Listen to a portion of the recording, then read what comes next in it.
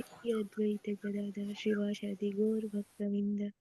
Jai Sri Krishna Chaitanya Prabhu Nityananda Sri Advaita Gadadhar Shivasadi Gaur Bhaktavinda. Jai Sri Krishna Chaitanya Prabhu Nityananda Sri Advaita Gadadhar Shivasadi Gaur Bhaktavinda. Hare Krishna.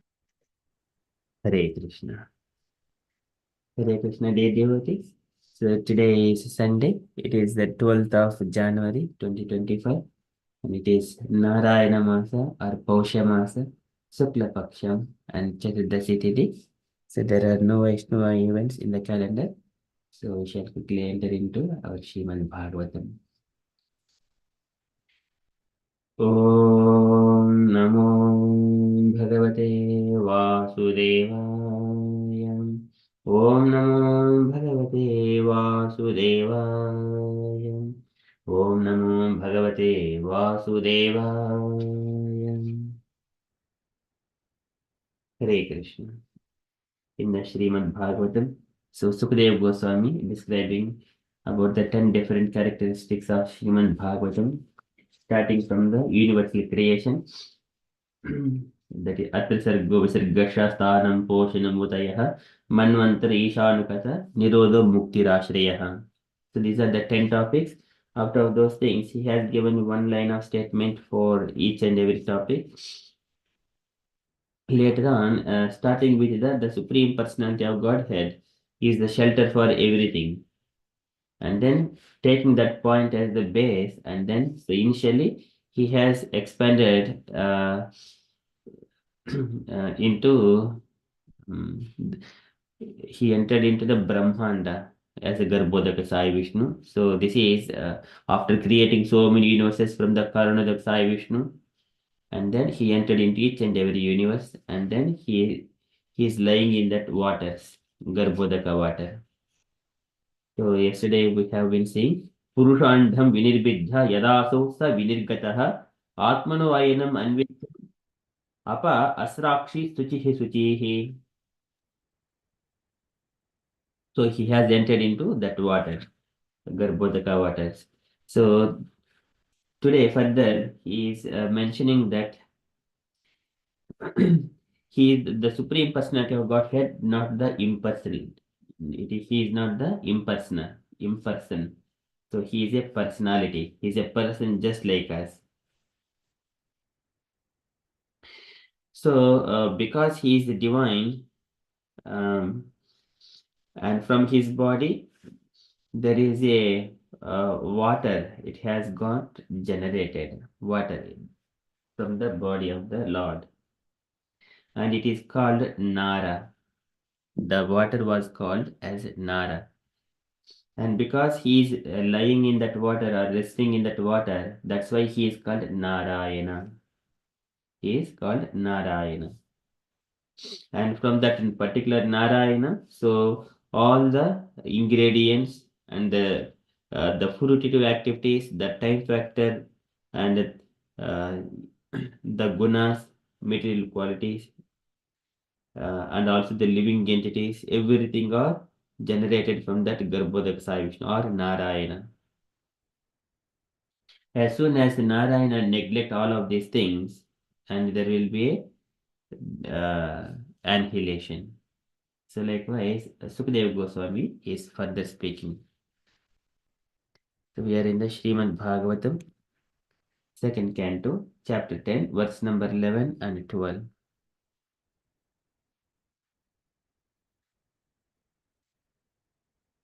So here, Garbhodak Sai Vishnu is being addressed as Narayana. So from Narayana, everything emanates. Brahma and Lord Shiva, everything else. Of course, we'll see that one as well.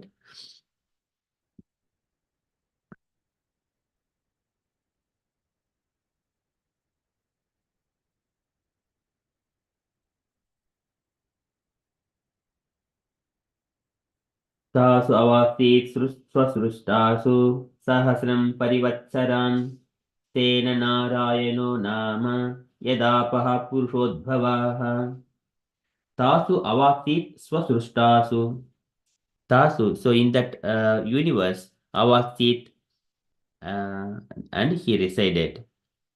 Swasrustasu, and by, it is his own creation. Swasrustasu, in the matter of creation, by his own. Tasu avasi swasrustasu. So initially he created all the universes and then he entered into each and every universe, whatever he has created, his own creation. And then there, Sahasram Parivatsaran, and 1000 years of his measurement. Samatsaram Parivatsaran, of his measurement. Garbhodak Sai Vishnu, he stayed there in that universe for 1000 years. Tena Narayano Nama. Tena. So for that reason, he is called Narayanaha, the personality of Godhead named Narayana. Nama, with that name. Yad Apaha Purusha Udbhavaha. So uh, Yad Apaha, because Yad Apaha, in that water, Purusha Udbhavaha.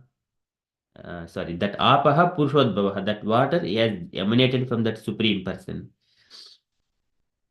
The Garbhodaka Sai Vishnu. So just share that screen again. Uh, so Garbhodak Sai, from his body, Garbhodak Sai Vishnu, this water was emanated. Yet apaha purusha udbhavaha. Apaha, that water came from that purusha. That purusha name is Tena Narayano Nama. He is called Narayana. So tasavati swasrushtasu sahasram parivatsaran. Tena Narayano Nama Yedapaha Purushotbhavaha. So now here sometimes we also understand that Narayana is the Supreme Personality of Godhead, and he is also expansion of the Krishna. So that we have seen. So now here, understanding that Garbhodak Sai Vishnu, before that, Karnadak Sai Vishnu is there. So in such a way, Narayan is the expansion of Krishna. We understand directly. Here, this is the statement. Taus avasi swasrushtasu sahasram parivatsaran tena narayano nama yedapaha purushodbhavaha. Of course, wherever Lord is there, that is called Vaikuntha. Okay, and then further, Sukadeva Goswami says that in the next shloka. So dravyam karma cha kalasya subhava jiva eva cha yad anugrahatah santi na santi yad upekshaya. Dravyam karma cha kalasya. So dravyam, all the physical elements and ingredients, karma cha, and all the actions, kalasya. uh, Kalash is the time factor. Swabhava is the living entities along with their natures. Swabhavaha jiva evacha. Swabhava jiva, by with the, along with their nature, all the living entities. Evacha, certainly. Yad anugrataha santi, by his mercy. Yad anugrataha santi, by his mercy they all exist. Santi is exist. Yad anugrata.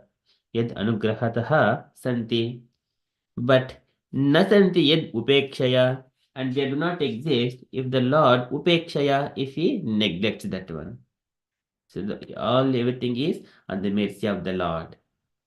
Nasanti yad upekshaya, it will not exist if the Lord neglects that. Dravyam karma cha kalasya swabhavo jiva eva cha yad anugrataha santi nasanti yad upekshaya. See, very beautifully. It is, these statements are very clear, perfectly. So So tasavati swasrushtasu sahasram parivatsaran tena narayano nama yedapaha purushodbhavaha dravyam karma cha kalasya subhavo jiva eva cha yad anugrataha santi na santi yad upekshayam. So translation for these two verses. That Supreme Person is not impersonal and therefore is distinctly a Nara or person. Therefore, the transcendental water created from the Supreme Nara is known as Nara. And because he lies down on that water, he is known as Narayana. One should definitely know that all material ingredients, activities, time, and modes, and the living entities who are meant to enjoy them all exist by his mercy only. And as soon as he does not care for them, everything becomes non-existent. And purport by Srila Prabhupada, Srila Prabhupada ki jai. Can I request Meena Mataji to read the purport, please? Hare Krishna. The living entity are the enjoyer of the material in ingredients time more extra because they want to lord it over the material nature. The Lord is the supreme enjoyer, and the living entities are meant to assist the Lord in his enjoyment, and thus particle participate in the transcendental enjoyment of everyone. The enjoyer and the enjoyed both participate in enjoyment, but deluded by the illusory energy, the living entity want to become the enjoyer like the Lord, although they are not meant for such enjoyment. The jivas, the living entity, and mentioned in the Bhagavad Gita as the Lord's superior nature or parikriti. And so also it is mentioned in the Vishnu Purana. Therefore, the living entity are never the Purusas or the factual enjoyer. As such, the spirit of enjoyment by the living entity in the material world is false.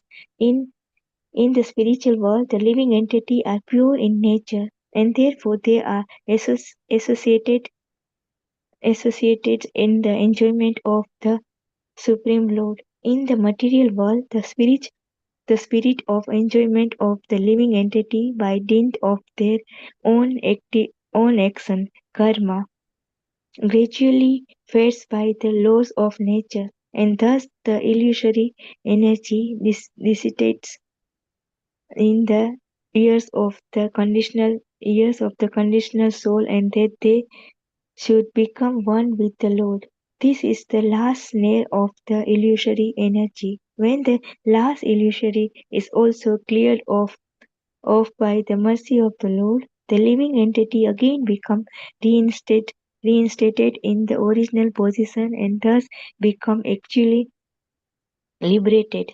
For this attainment of liberation from the material clutch, the Lord creates the material world, maintains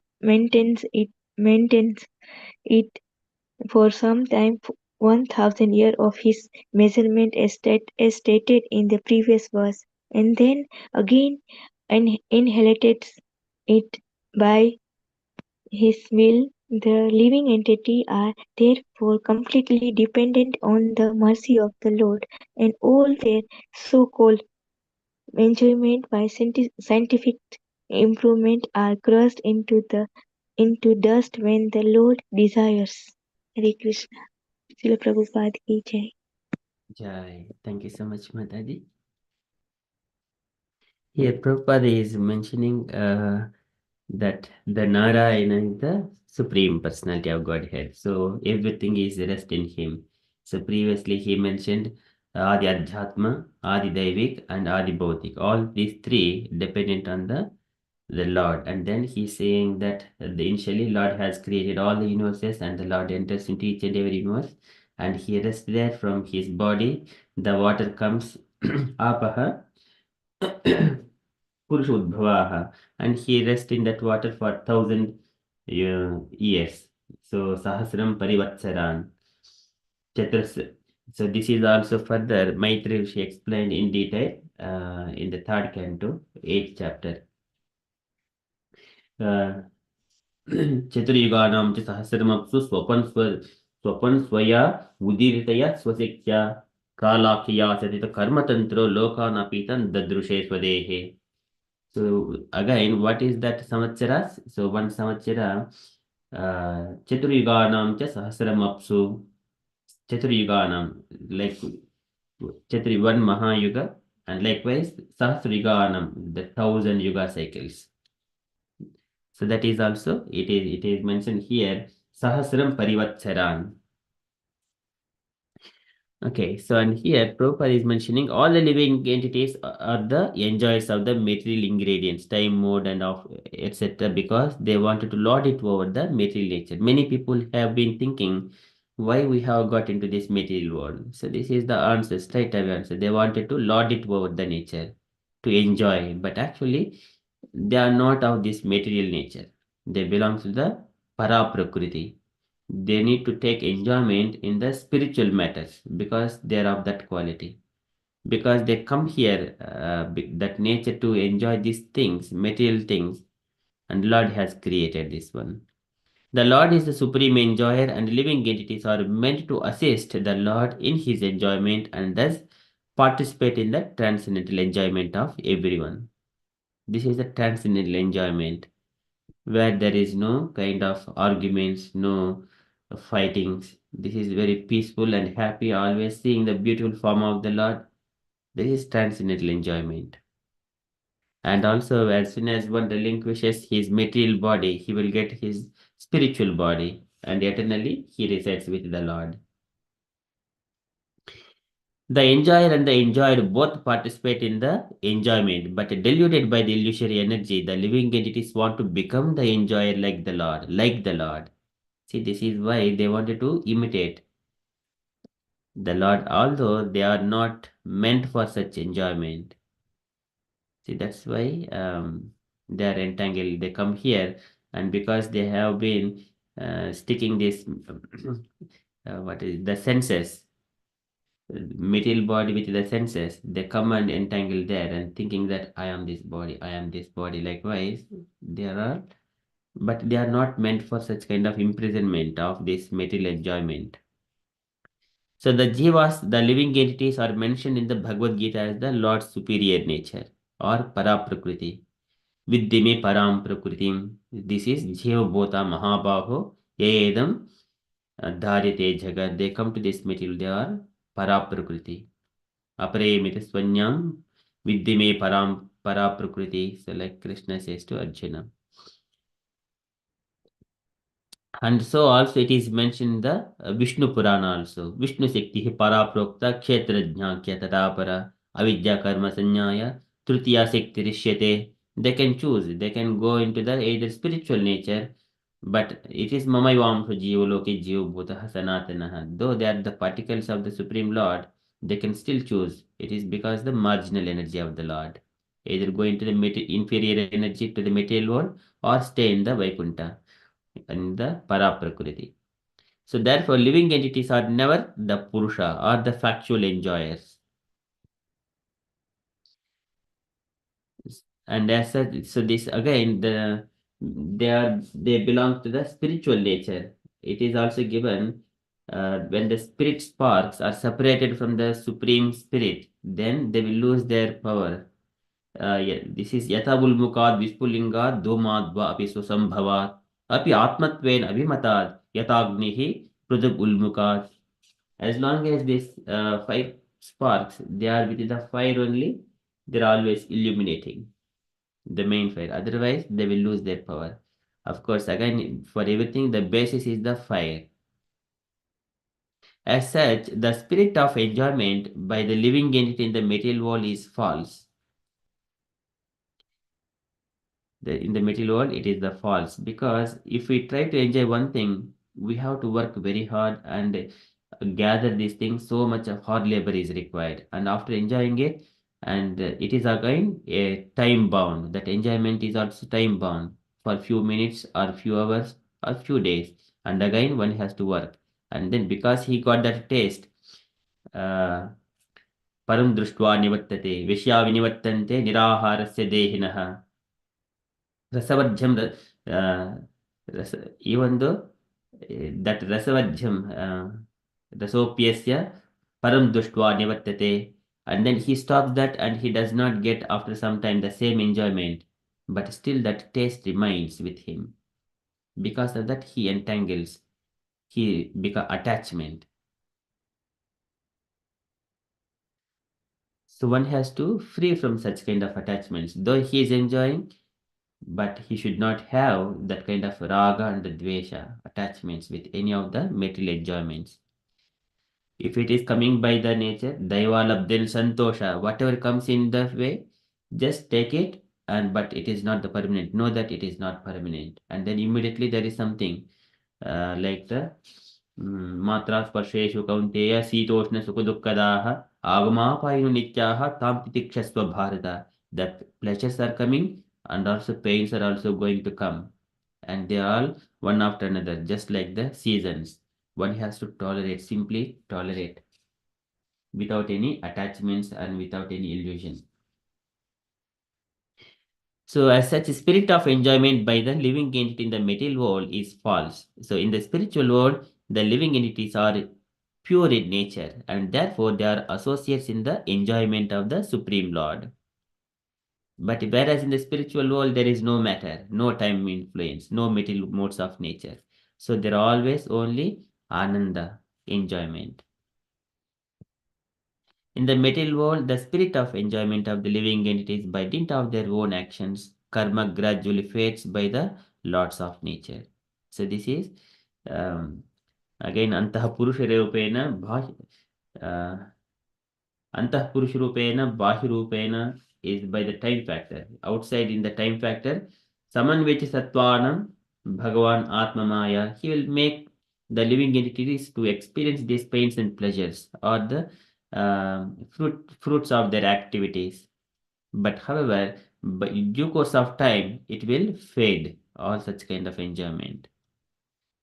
If you are given particularly initially some kind of any sweet, for example, halwa, one can eat initially very nice, and then another cup of halwa.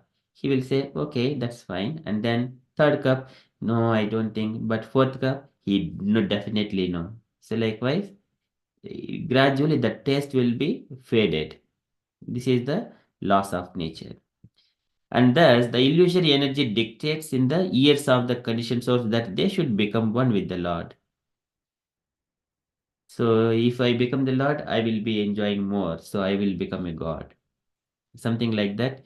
Uh, the illusory energy dictates. So, that is the last snare of the illusory energy. And that is also cleared off by the mercy of the Lord. The living entity again becomes the reinstated in the original position. So all these things coming to that position, it is one has to go through all the self-realization processes under the guidance of the spiritual masters, having that knowledge, transcendent knowledge, and detach oneself from the um, jnana vairagyuktena bhakti yogena yoginaha. So by complete knowledge and detachment, and practice the devotional service, engage oneself in the devotional service, likewise, he will come to his original position and thus becomes actually liberated. For this attainment of liberation from the material clutches, the Lord creates the material world and maintains it for some time, 1000 years of his measurement, as stated in the previous verse, and then again annihilates it by his will. Living entities are therefore completely dependent on the mercy of the Lord, and all their so-called enjoyments by scientific improvement are crushed into dust when the Lord desires. So this is loko vikarmanirtah kushale paramattah कर्मण्येम त्वदुदिरे भवदच्चने स्वे यस्तावदस्य बलवानिह जीविताशं सद्यः चिनत्ति अनिमिषाय नमोऽस्तु तस्मै सद्यः चिनत्ति. All the plans of the materialistic people, they will be crushed to pieces. There are many things. If there is one accident has coming and people try to invent so many things in order to protect one accident, but actually that accident is made by the people. They do not correct that people in the first place by giving the good instructions of Bhagavad Gita and Bhagavatam, the way of living peacefully and happily. Instead of that, they try to put so many plans on top of it. Invent that one, invent this one. So many CCTV cameras is required. It is not needed because whenever people are good citizens, they don't need to have CCTVs and everything like that. In the people in the olden days, people they do not have locks for their homes. They used to sleep outside the home, even keeping the doors open. There were not many thieves. They do not take it. They know what is the karma siddhanta. If they take anything of someone's property, immediately they will be bound by the criminal cases, like by the nature divine. So that is the current civilization, the scientific improvement, it is making only prabhavanti ugra karmani jagato ahitaya cha. It is all unfavorable to the people. Whatever it is happening, whatever the technology is happening, everything is inauspicious things. If one is not in the right mode, knowing the Bhagavad Gita, studying Bhagavad Gita, Bhagavatam, living in that Varnashrama Dharma, everything is a inauspicious things. Okay, likewise here Prabhupada is saying, and here from the coming to the point of this Narayana, so here Narayana Paraveda Deva Narayanangajaha. So it is addressing many people may be having Narayana, about Narayana and Krishna. So in the beginning, that Brahma was mentioning to Narada Muni, Narayana Paraveda Deva Narayanangajaha, Narayana Paraloka, Narayana Paramakaha. And Narayana Paroyogo, Narayana Parantapaha, Narayana Paramjnanam, Narayana Paragatihi. Narayana is the only shelter. And Narayana Paraveda, and this all the Vedic injunctions, they're also coming from the Narayana. And Narayana, Deva Narayana Angajaha, all the demigods, they are also coming from Narayana. And also planetary systems, Narayana Paraloka, and Narayana Paramakaha, all the sacrifices are also coming from Narayana. Narayana Paroyogo, and all the yoga and the tapa, Narayana Parantapaha, Param Jnanam, Narayana Paragatihi, everything is from Narayana. So in the Narayana Upanishad, it is mentioned, Narayana Upanishad. So in the Chaitanya Charitamrita, it was also quoted. So, Om Ata Purusho Havai Narayano Ka Akamayata Prajaha Sujayeti Narayanat Prano Jayate Manah Sarvendriyani. See, Narayanat Prano Jayati. All the living entities are coming from Narayana. Manah Sarvendriyani cha, and mind and all the senses. Kam Vayurjyotir Apaha Prithvi Vishwasya Dharini. And thus Kham, Vayuhu, Jyotihi, Apaha, Prithvi, the Panchabhutas, Vishwasya Dharini, and all the universe. Narayanath Brahma Jayate, Narayanath Rudro Jayate, Narayanath Indro Jayate, Narayanath Prajapatah Prajayante, Narayanath Dvadashaditya Rudra, Vasavas Sarvani cha Chandangasi, Narayandev समुत्पद्यन्ते नारायणे प्रवर्तन्ते नारायणे प्रलीयन्ते ॐ अत नित्यो नारायणः ब्रह्मा नारायणः. See these mantras, Sivasya Narayanah, Sakrasya Narayanah, Dvavo Prithivyo cha Narayanah, Kalasya Narayanah, Dishasya Narayanah, Vodbhasya Narayanah, Atasya Narayanah, Antarbahisya Narayanah, Narayana evedagum sarvam, Yadbhutam yaccha bhavyam, निष्कलो निरञ्जनो निर्विकल्पो निराख्यातः शुद्धो देव एको नारायणः न द्वितीयोऽस्ति कश्चित् य एवं वेद स विष्णुरेव भवति स विष्णुरेव भवति ॐ इति अग्रे व्याहरेत् नम इति पश्चात् नारायणेति अपरिष्टित् उपरिष्टात् ओमित्येकाक्षरं नम इति द्वे अक्षरे नारायणेति पञ्च अक्षराणि एतद्भै नारायणस्य अष्टाक्षरं पदम् यो ह वै नारायणस्य अष्टाक्षरं पदमध्येति अनपब्रहस्वर्वं मायुरेति विन्दते प्राजापत्यज्ञं रायस्पोषं गौपत्यम्. So in that one, it's there. Mantra comes like where is that one? Pratyaganandam Brahma Purusham and Pranava Swarupam Akara Vukara Makara iti tan ekada samabharat tad etad एतमिति यमुक्त्वा मुच्यते योगी जन्म संसार बन्धनान् ॐ नमो नारायणेति मंत्र उपासकः वैकुंठ भुवनलोकं गमिष्यति तदिदं परं पुण्डरीकं विज्ञानगणं तस्मात् तस्मात् इति तस्मात् तस्मात् इति धावन्मात्रं ब्रह्मण्यो देवकी पुत्रो ब्रह्मण्यो Madhusudano. So here mentioning that Narayana is the Brahmanyo Devaki Putro. It is the Narayana Upanishad. Devaki Putra addressing directly Krishna here. That Narayana is none other than Krishna only. Brahmanyo Devaki Putro Brahmanyo Madhusudano. Madhusudanam. See that Madhusudana. This is coming from Narayana Upanishad. Sarvabhutastamekam Narayanam Karnarupam Akara Parabrahmam Etad Etad Adharva Siroyo Adhite Prataradhyano Ratri Krutam Papam Nasayati Sayam Dhiyano Divasakrutam Papam Nasayati Madhyan Nindanam Aditya Dhiyanah पश्यपातकोपपातकाः प्रमुच्यते सर्ववेदपारायण पुण्यं लभते नारायण सायुज्यम् अवाप्नोति नारायण सायुज्यम् अवाप्नोति य एवं वेद इति उपनिषत् ॐ सहस्नावतु सह नौ भुवन्तु सह वीर्यं करवावहै तेजस्विनावतीतमस्तु मा विद्विषावहैः ॐ शान्तिः शान्तिः शान्तिः. This is the Narayana Upanishad.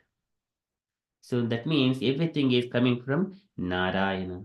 Narayana Brahmo Jayate, Narayana Rudro Jayate, Narayana Indro Jayate. Everything coming from Narayana. That Narayana is the Garbhodaka Sai Vishnu here. So whatever we are seeing here, Garbhodaka Sai Vishnu, he is the Narayana. Narayana Paro Yogo, Narayana Parantapaha, Narayana Param Jnanam, Narayana Param Paragatihi. And that Narayana uh, is the Brahmanyo Devaki Putro. See, that is Brahmanyo Devaki Putro. Very clear. Everything is clearly coming. When Krishna says, Aham sarvasya prabhavaha mattah sarvam pravartate, iti matva bhajante mam bhura bhava samanvitaha. So this is again Krishna completes that statement. I am the source of everything, even for the Narayana as well. In the Brahma Vaivarta Mahapurana as well, as we were reading on the other day, when all the demigods are going to Goloka, so uh, at the time when Lord and Krishna and Radharani sitting on the golden jewel, those very beautiful throne, of course, initially they were not able to see the Krishna directly because of the glaring coming from the body of Krishna. And later on, after the praise of Brahma, Krishna he takes away all the glaring, and they all could see Krishna's beautiful face, and along with Radharani and all the gopis were assisting Radha and Krishna in the Goloka Vrindavana. At that time, while everyone are watching, and Narayana comes in a chariot. So there are 5 chariots, divine chariots that Krishna holds with him as per the Brahmaveta Mahapurana. So Krishna has got 3 of them chariots, one with Radharani, one with Narayana. Narayana come on that chariot to that Goloka while all demigods are watching, and Narayana enters into the body of Krishna. And then goddess of fortune, she goes and then stand next to the Lord. So of course Radharani is there, and also goddess of fortune also will stand there. So this is how we see Narayana is also expansion of Krishna. It is coming from Brahmavayutta Mahapurana, and Bhagavad Gita confirms that one. And that is Mattah Paramnanyat Kinchidasti Dhananjaya. I am the source of everything. So many statements very clearly explains. So this that Narayana is here, Garbhodaka Sai Vishnu, and beyond Garbhodaka Sai Vishnu, Karnodak Sai Vishnu, and then again the Vaikuntha planets are there. And here is also the Lord Narayana with, along with the goddess of fortune with his 4 expansions, Vasudeva, Sankarsana, and Pradyumna. So these are eternally existing here, Vaikuntha planets, on top of the Goloka Vrindavan. Okay, so this is the statements from the Srimad Bhagavatam from Sukadeva Goswami. He's speaking on the Narayana now, after he enters into the one particular universe. Of course, there are innumerable universes. He enters into all the universes, but with an example of one universe, he is describing to us. Okay, so that is from Srimad Bhagavatam. Hare Krishna, the sloka you just said Narayana is Narayana Kavach, right? This is a Narayana Upanishad. Narayana Upanishad. Okay. So Very there nice it and is mentioned beautiful. Brahmanyo Devaki Putro. That Narayana is the Devaki Putra. Like you just said the sloka that Narayana. Yes, yes, Mataji. Narayana Within that Devaki. shloka, it is mentioned Brahmanyo Devaki Putra Brahmanyo Madhusudano in the way that Narayana Upanishad.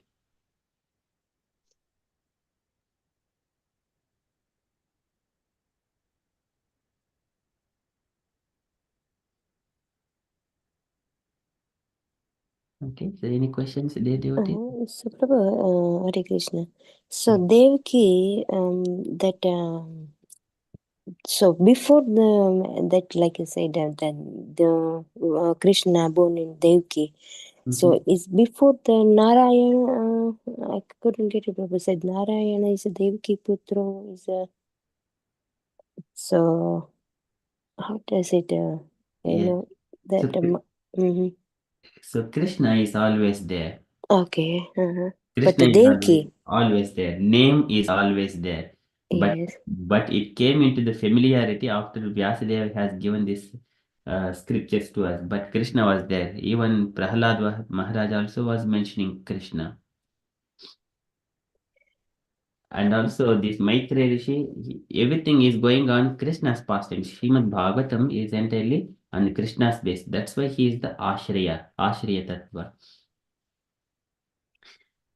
And because of the familiarity, when people are meditating in the Kruta Yuga and performing sacrifices in the Treta Yuga and the deity worship in the um, Dwapara Yuga, and then in the age of Kali Yuga, again only Harinama Sankirtana. So though Krishna name is always existing, but again people they wanted to put the full of their time in the devotional service, somewhere other to engagement on these particular activities according to the time and age. But the name of Krishna is always existing, and this Upanishads and everything came into the existence after Vyasadeva has compiled so many literatures. Okay, that makes sense because the Devaki Putra is so yeah. So Krishna is always there, but the Devaki name that the why Vyasadeva coupled with this. Yes, yes. So these are all the scriptures are all compiled later on. Vyasadeva and all by his disciples and Yajnavalkya. There are so many other great sages, and then they were authenticated Upanishads. These are the conclusions of the Vedas. Yes. In the Vedas, in the Rigveda mantra, Tadvishnoho paramam padam yada pasyanti surayah diviva chakshuratatam. But people are meant to perform the sacrifices to please Vishnu. And then finally, in such a way, they will get their original forms back at the end and enter into the abode of the Vishnus. And Diviva Chakshurat, they are always demigods. Yada Pastinti Surayah, they always want to desire to go to the Tad Vishnoho Paramam Padam, that Vishnu Pada. That is mentioned in the Vedas.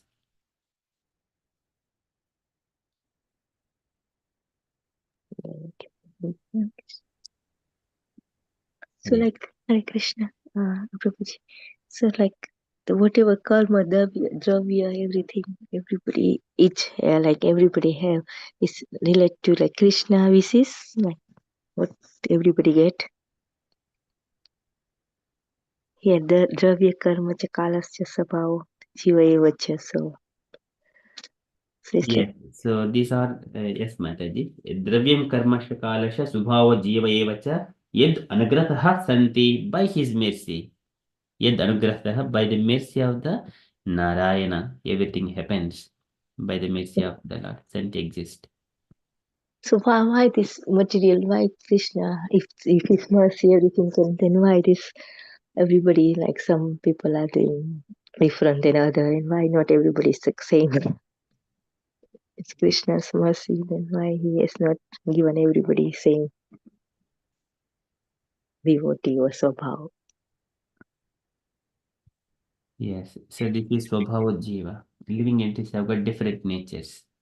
So why He's not given everybody swabhav, good swabhav, or like everybody is nice, and some are not nice. So how this work? Like, Krishna. Yes, so that is the real identity. When they are coming to this knowledge, because whatever we are seeing here, dravyam karma cha kalasya subhavo jiva eva cha yad anugratha santi. People, they do not know, for example, here we are seeing the Garbhodaksa Vishnu Vaikuntha Loka. But the people, they do not understand. So these Vedic injunctions, they're very clear, but people, they do not understand because of the um, contaminated consciousness. But people who do not understand is also Krishna's ways, isn't it? Like Krishna's make them to not understand all. Everything is not about the Krishna. Yes, About, everyone knows. Even, for example, demonic persons also, their knowledge is there, but it is now covered by their sense gratificatory perceptions. Those, as soon as they get the knowledge and detachment, they will see real things as they are. At the moment, because of the nature to lord it over nature, because of that swabhava, they could not see the things as they are. so why they have swabhava like that? Krishna not give everybody the same swabhava. It's like give free will. Everybody is Yes. like that. Hare Yes. Krishna. Can I come in here, please, Prabhu? Yes, Mataji. Just a little comment. I think Krishna gives everybody equal. He doesn't Yes. think you different and you better than the other. But it's up to you to take it or leave it and Yes. not use it the way you should use it according to the scriptures. So Prabhu is right to say that, it's we want to learn it over nature, so we choose our own lives, and we choose the way that doesn't give you that satisfaction you're asking about. And so it's up to you, really. It's up to us to Yes. take or leave it. So it's simple as that, and we all know that. We know there's a good part and not so good part. We know about the material nature and our senses, where it takes us. Why do we follow the senses? That is so many desires for material enjoyment, and not take to Krishna and serve him the way we should be serving him, and with a sincere heart. It all boils down to the same thing. Thank you very much. Sorry to butt it, Prabhu. Yes, that is perfect, Mataji. It is the free will. That is, individuality is maintained. Each individual soul having one particular swabhava. And also, according to though we all being in the Krishna consciousness, reading the same Bhagavad Gita, reading same Bhagavatam, but different understandings. The relationships and the moods are different. That is called Swabhava. Even though And Krishna is situated everybody's heart, isn't it? But still he give yes, free will, whatever they want. yes, it is free. Etechasi tata kuru. And after speaking all Bhagavad Gita to Arjuna, etechasi tata kuru. Whatever you like, do it, O Arjuna. But here, the moods will not be again merged with one devotee. So, for example, Meena Mataji does one particular kind of unique devotional service to Krishna by austerities and penances, chanting and doing service in the temple. This is unique. It is not merged or same as Jahnu Kanya Mataji does. Mataji does so many book distributions, dance and do kirtan and do so many things. Again, that mood is different. That is Swabhava. In the devotional varieties, it is called variegatedness. That is always maintained. If I am also doing the same thing as Meena Mataji, then in the Vaikuntha planet, there are so many innumerable living entities are there. Everyone are engaged in the Vasantyatra Purushaha Sarve Vaikuntha Mutrayaha Ye Animitta Nimittena Dharmena Aradayan Harim. But they are engaging in all services. Somewhere or other, one If there is no difference between nature of one living entity and another living entity, merging into the Brahmans, that is Brahma Jyoti, losing the individuality. Nothing is there, just only impersonal Brahman. But here in the devotional service, we maintain the mood, individual devotional service, the mood, how we can render service to the Lord to please Him. And Radharani mood is different, and gopis, each gopi's mood is different. One devotee wanted to please the Lord with mridanga, one with the another instrument karatal, some other instrument, some veena, so many instruments. How they want, everyone is having different talents, though they're reading the same scriptures, but different talents, different moods. So, thank you, Guruji. Thank you so much, Matas. That is the Swabhava Jiva Evacha. Swabhava Jiva Evacha. So Prabhupada is mentioning here. So the living entities are meant to assist the Lord in His enjoyment and thus participate in the transcendent enjoyment of everyone. All such kind of different moods of service to the Lord, it will give the pleasure. That is transcendental pleasure to please Him.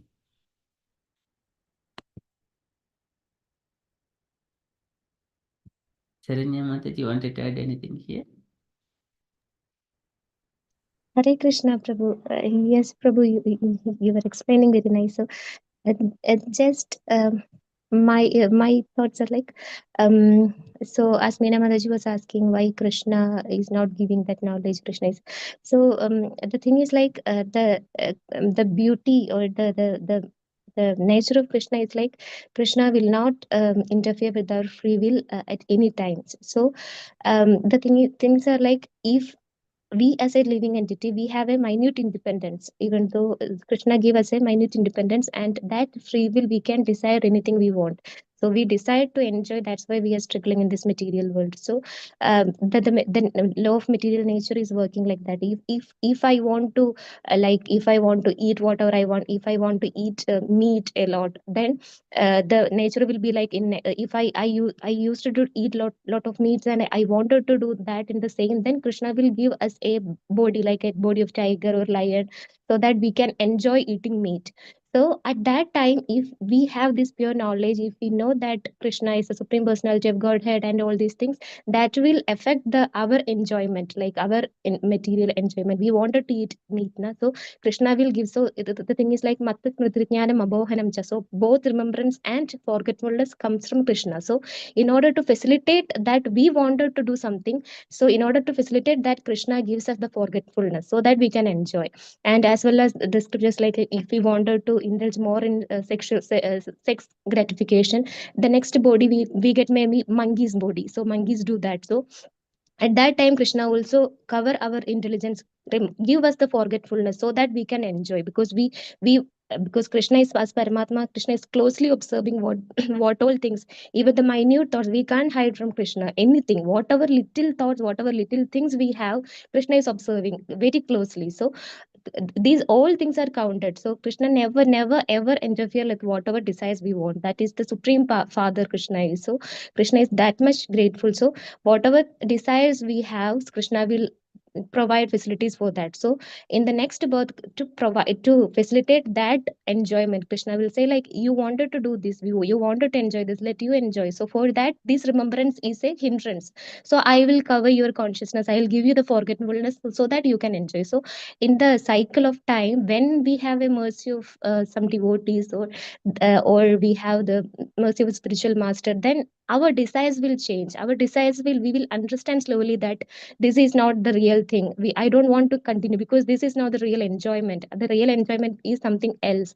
Then our desires slowly change. So that's why, like His Holiness Jayapataka Maharaj also saying like, desire is the only investment that we need in the bhakti. So if we have the desire, then Krishna will slowly Krishna will give the remembrance. Krishna will show the knowledge. So this is all like the free will, the minute independence, that is the cause of all this bondage. As far as we desire, we wanted to do in something, Krishna will provide the the facility. If we wanted to surrender, then also Krishna will follow the complete. If if we step one step, then Krishna will run towards us 100 steps. So that will be a very fast process. As soon as it's in the internal journey, like what we desire. It's like in the subtle mind, what we think, what we want. So accordingly, Krishna will orchestrate everything else. So in order to facilitate the sense gratification that we decide we wanted, Krishna will give the forgetfulness. If we want Krishna, then Krishna will provide the remembrance. So both forgetfulness and remembrance comes from Krishna. So we know that as we say, Prabhupada Brahmanya Devaki Putra. So that Devaki Putra, like Devaki's son, who was depending completely on Krishna, completely on Devaki to feed, and he was crying like a baby, who was crawling in the mud, he was eating sand. So that Devaki Putra is the Brahman itself. That is the supreme personality of Godhead who created all this material world and Garbhodakshay Vishnu as expansions. All that absolute phenomenon was Devaki Putra. He's come out as Devaki Putra, and who was just running in the courtyard of the Vrindavan. Then to understand that is a no, everyone can't. So Krishna has to reveal that from inside the heart. So that remembrance comes from Krishna, and forgetfulness also comes from Krishna. So that only depends upon the free will, like what we want. That is the ultimate, the desire of living entity, that free will. Krishna is absolutely neutral. Krishna is the supreme father. Krishna gives every living entity a chance. So there is no partiality. That the thing is say like what we want. And another thing, I was hearing an example in this context, like why Krishna is favorable to devotees and not favorable to other people. So it was like a mother who cooks all the delicious foods, and who is ready to serve the kids, and who take all the dishes into the table, and who is calling the sons, come, I have made all the dishes for you, come and eat. One kid just go straight and going and eating the food, and another kid, mother is keep on calling, come, come, come, but he is busy watching TV. Then he is not coming. He want to enjoy, he want to see the TV. So he is busy watching the television, but mother is calling from there, come, you have your dish. So the one who sits on the table and who having the food is not like mother is partial to that kid. Mother is giving opportunity for both the same, but that another kid want to see the TV and he want to enjoy the. But so that's the thing, like the free will, what we want to do. So but the opportunities, the facilities are all common for every living entities. Our free will, what's our wants, that makes the difference. That is the subtle level. That is what my understanding, Prabhu. So Hare Krishna, kindly correct me if it is wrong. Hare Krishna. Yes, Mataji. This is called transcendental knowledge. So everyone has got this knowledge. Thank you so much, Mataji, for sharing all the nectarian points. Yeah, very nicely explained, Mataji. Thank you. Like then somebody, like you said, like somebody get this animal body, so then again they have to go on the cycle. Like they sometimes don't know here, like, they technique, but they don't know what about this Krishna or anything, free will or anything, and then they get that body, then they have to go again that cycle. Yes, yes. Okay, so they will not get the again like only until like Manushya, like No, so here the cycle is 8.4 million species. So if you just put it as a complete one cycle, the consciousness of a person, wherever he left his body, out of this, he can jump to from the ant to the cat instead of rat to cat, something like that, or rat to dog. He can depends on his consciousness. because it's only Jiva, only Manushya can have the bhakti, isn't it? Because animals, they have animal life, they don't have any of that, so they have to go. They don't know any bhakti or anything, so they have to go on this cycle again and again, Yes. like to follow. Okay. Yes. Thank you, Mataji. And also here we have got so many literatures. If we put all the literatures in the, if we take one big circle and then putting all as a dots, and this particular literature, and then some of the literatures are, for example, different Puranas. They're saying that okay, Rudra or Lord Shiva is the supreme, or Brahma is the supreme, Goddess Durga is supreme. Likewise, but here they do not stand, but the center point is the Krishna. In the circle, the center point is Krishna, and some are mentioning as nearer to the circle or other side, something like that. But the center point is Krishna. Other scriptures, they do not stand in front of the Bhagavad Gita or Bhagavatam as strong as that. So because Krishna is center here. But people, they do not know, because even if this much clear, they do not take it. Sometimes even though some people know it, they do not come here, because if they know it, and then they have to renounce their family and everything else. That is called again enter knowledge and vairagya, jnana and vairagya. But they think that we will take it after retirement, something like that. But already time is past, no more time. But they cannot learn all the details about Krishna. But they can do as much as they can in the old ages.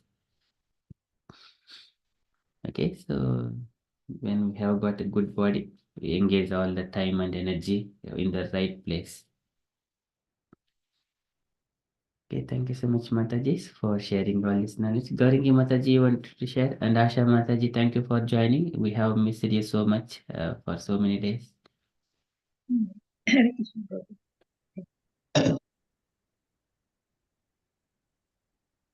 I'm listening and learning from you and other devotees, Prabhu. Thank you. And I can tell Sharanya Mataji's example to other devotees. When people ask why Krishna is so dear to the devotees, so I can tell the example of Sharanya Mataji. Thank you, Mataji, and thank you, Prabhu. Thank you, Mataji. Gauringi Mataji, you wanted to add anything, Mataji?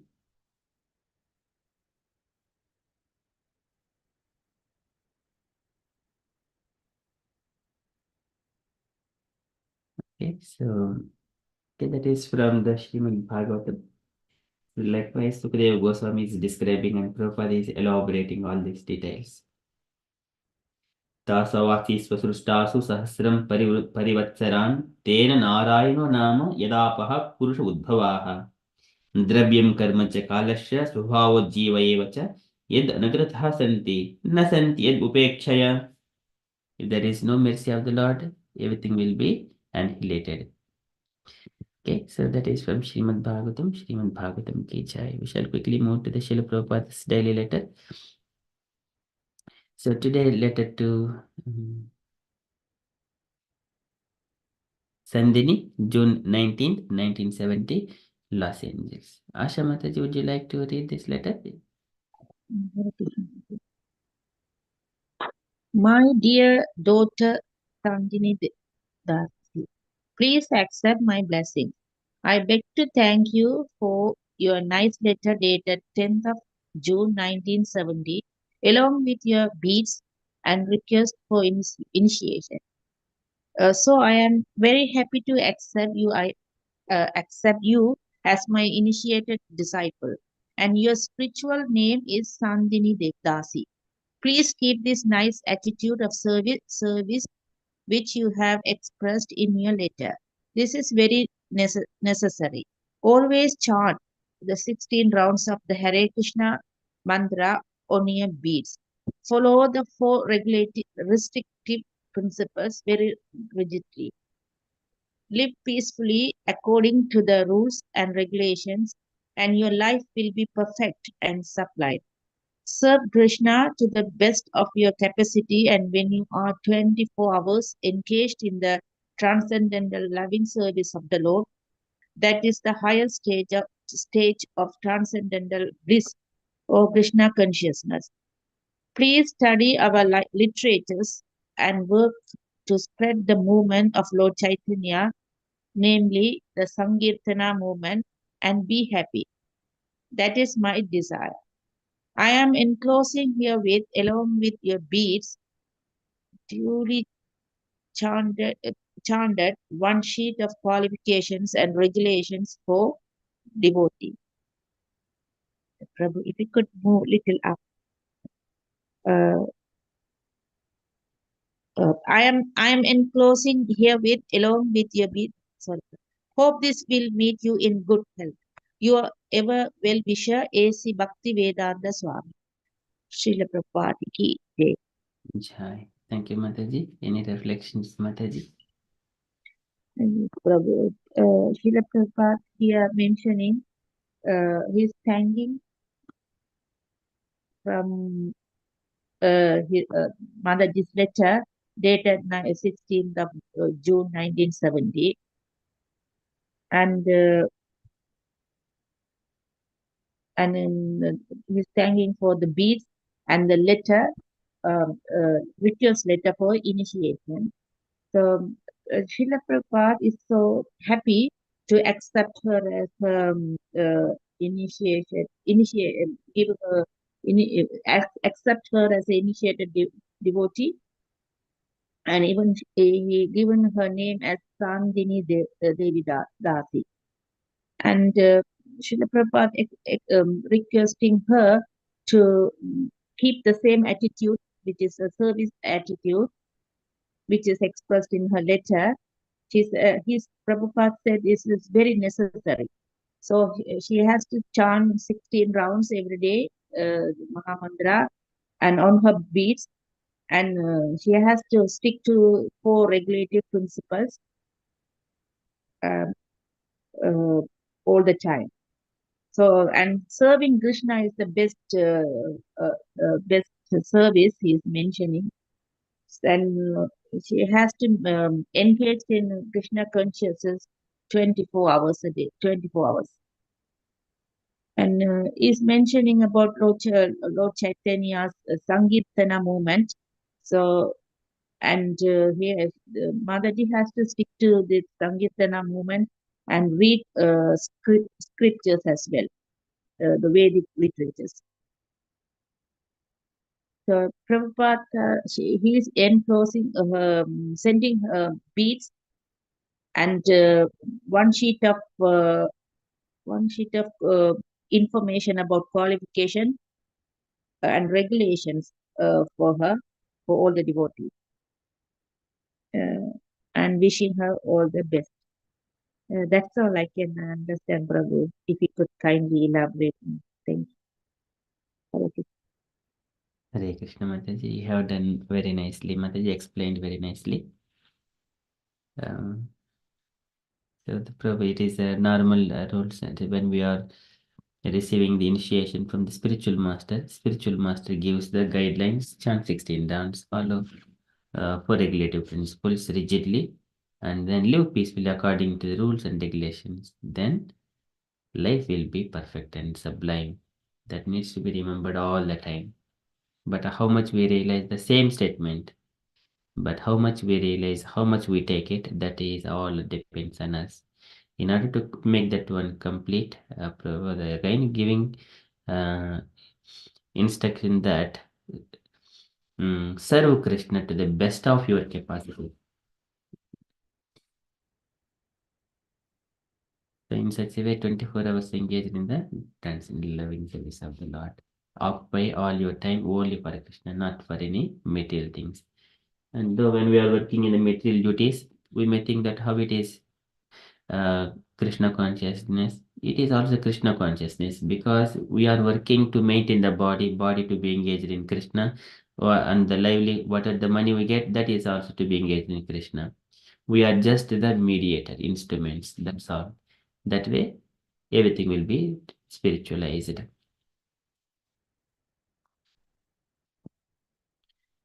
Okay, so that thank you so much, Mataji. I have nicely explained. Any other comments, dear devotees?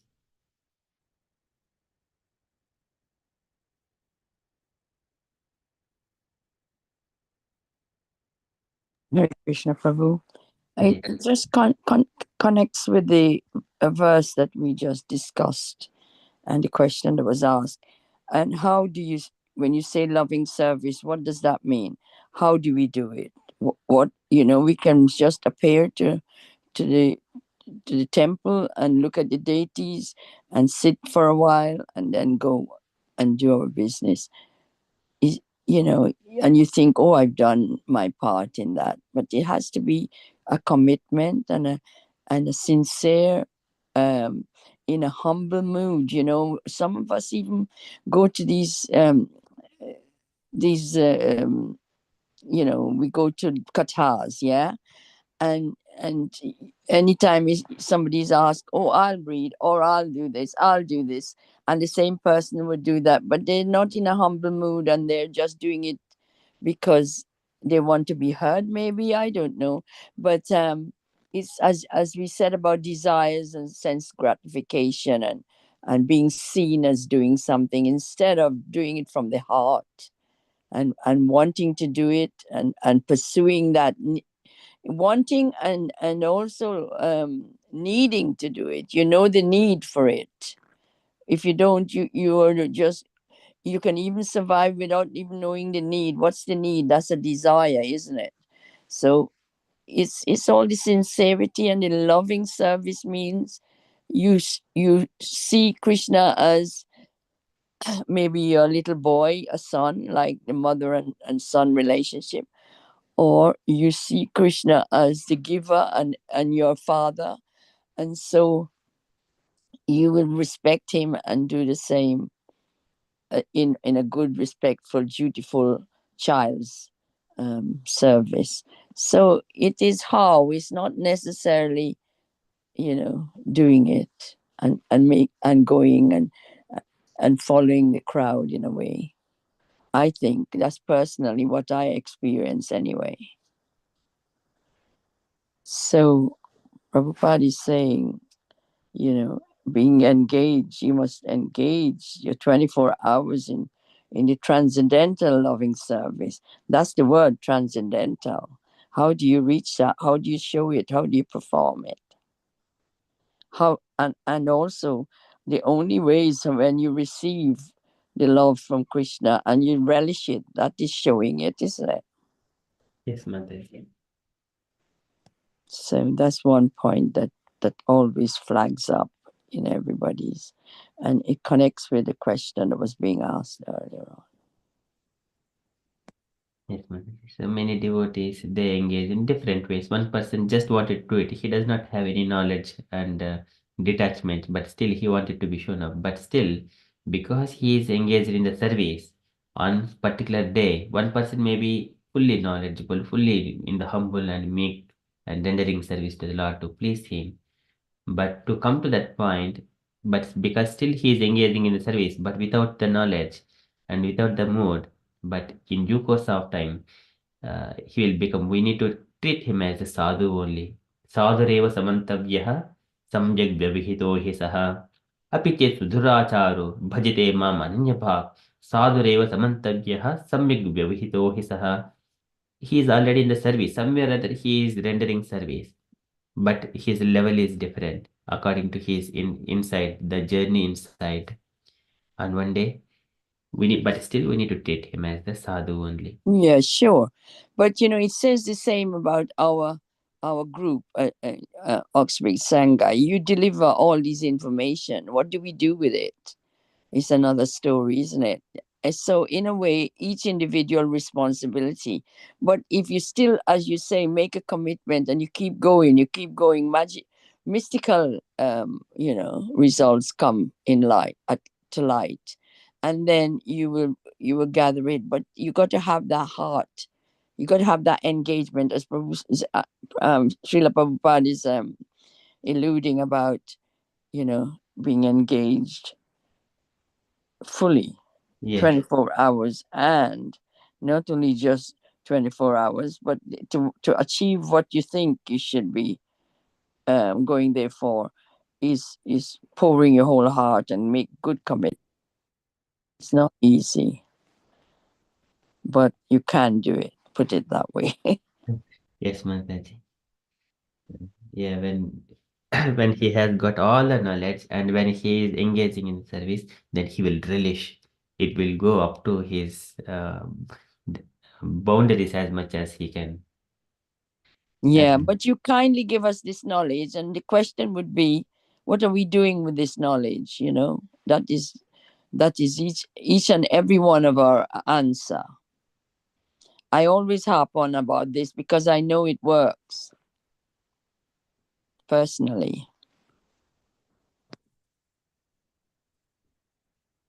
Yes, Mataji. So it is only the time is separating the rendering the service. For example, we have got in a different homes and circumstances, living conditions, but that would act on one particular time. But at the moment, because they are engaged in some way or duties like motherly or fatherly or husband or something that, but in due course of time, that time will separate because in the devotional service, it will detach these materialistic activities and then put them into the devotional activities. At that time, they will get and they would act. For example, when the devotees they go to the temple and hearing Krishna Katha, again immediately their heart will melt. Yes, I know all these things. Why I'm being here like that? Yeah. And then at that time it would act and what should I be doing? And they don't need someone to tell at that point of time. They will automatically uh, engage themselves. Yeah. And this, I don't know about the material circumstances, because if you're humble and you're simple and you don't have to, you can still shine, you can still come out of it shining. So, and that's what Krishna is wanting us to do, not to show what we've got or what we haven't got.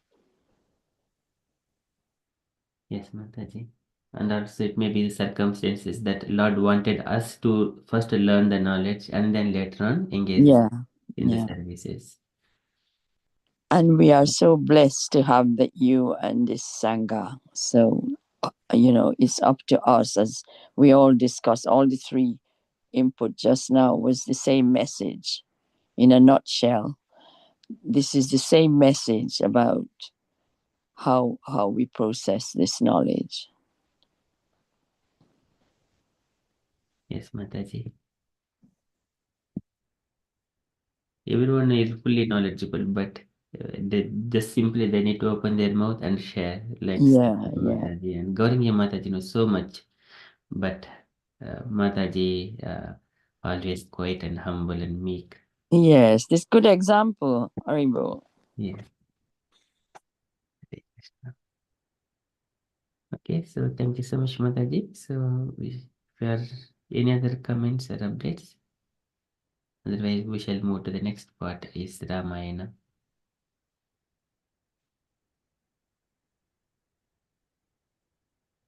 Okay, thank you. Thank you, Prabhu. It was In nice the explain. Okay. Yes, Mataji. No, I'm just saying it's nice to just discuss all about the points and everything.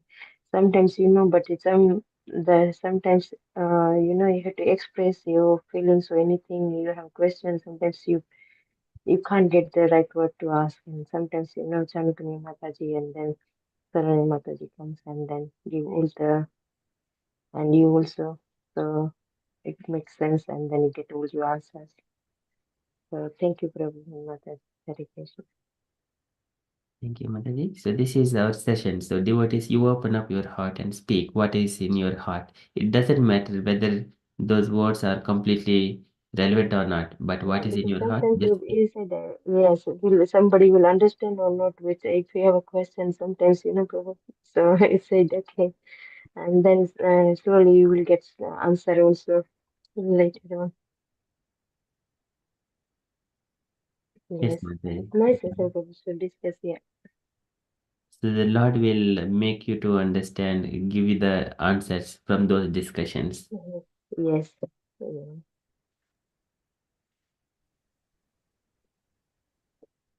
Okay, so shall move here to the Ramayana. So we have been discussing Ramayana. So this is the second chapter of second part in the Ramayana. It's a devastation in the Ayodhya. After Rama and Lakshmana, Sita, they have been to um, the forest exile, and then first they went to the Bharadwaj Rishi, and the Bharadwaj Rishi is asking them to stay there, but because it is nearer to Ayodhya, people may come and stay there. But instead, Rama asked him, "Can you please advise some other place where people cannot approach me very easily?" And then he suggested that go to nearer to the Valmiki ashrama. And then Rama, Lakshmana, they have gone to that place and they have made their kutira, and then they have got fruits and roots and offered to the five sacrifice, and then they have eaten. And in such a way, that side is there. So Rama and Lakshmana are there in the forest. But coming to the Ayodhya part, so here Dasharatha and Kaushalya and Sumitra, they are in the lamentation mood. And now Sumantra, after returning from the forest, so he is speaking to Dasharatha and Kaushalya. So, and here when he is speaking to the Dasharatha, how he has left and how what messages that Lakshmana and Ram has given to him, and he is relaying those messages to Dasharatha. And also Kaushalya is also mentioning, oh my dear Lord, you answered those uh, those points, whatever Sumantra is mentioning. How do you answer? How do you reconcile those things? And then Dasharatha is again, he was falling unconscious. It is intolerable. So likewise, we have been discussing.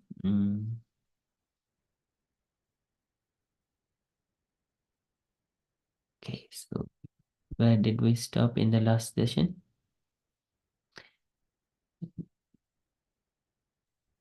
Okay, I think so. I think this is Kaushalya stopped speaking and began to sob uncontrollably.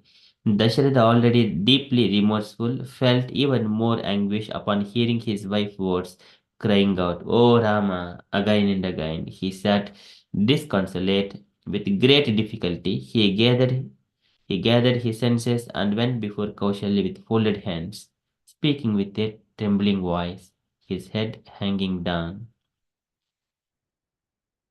So it is again one side the pain of mother Kaushalya, and where she can share all these things, all pains of the wife, it will come to husband only again. Husband is already in the distressed state. Again, the wife also comes and talking about her son. It gives more and more pain to Dasharatha. Okay, I think this is part.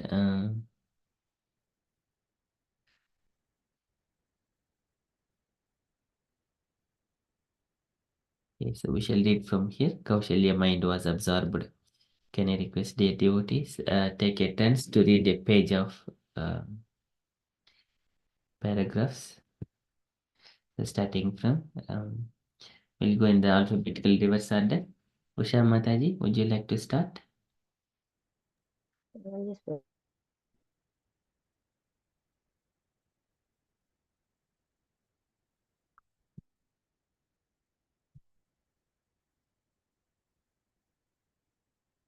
Of her son proceeded inconsolably.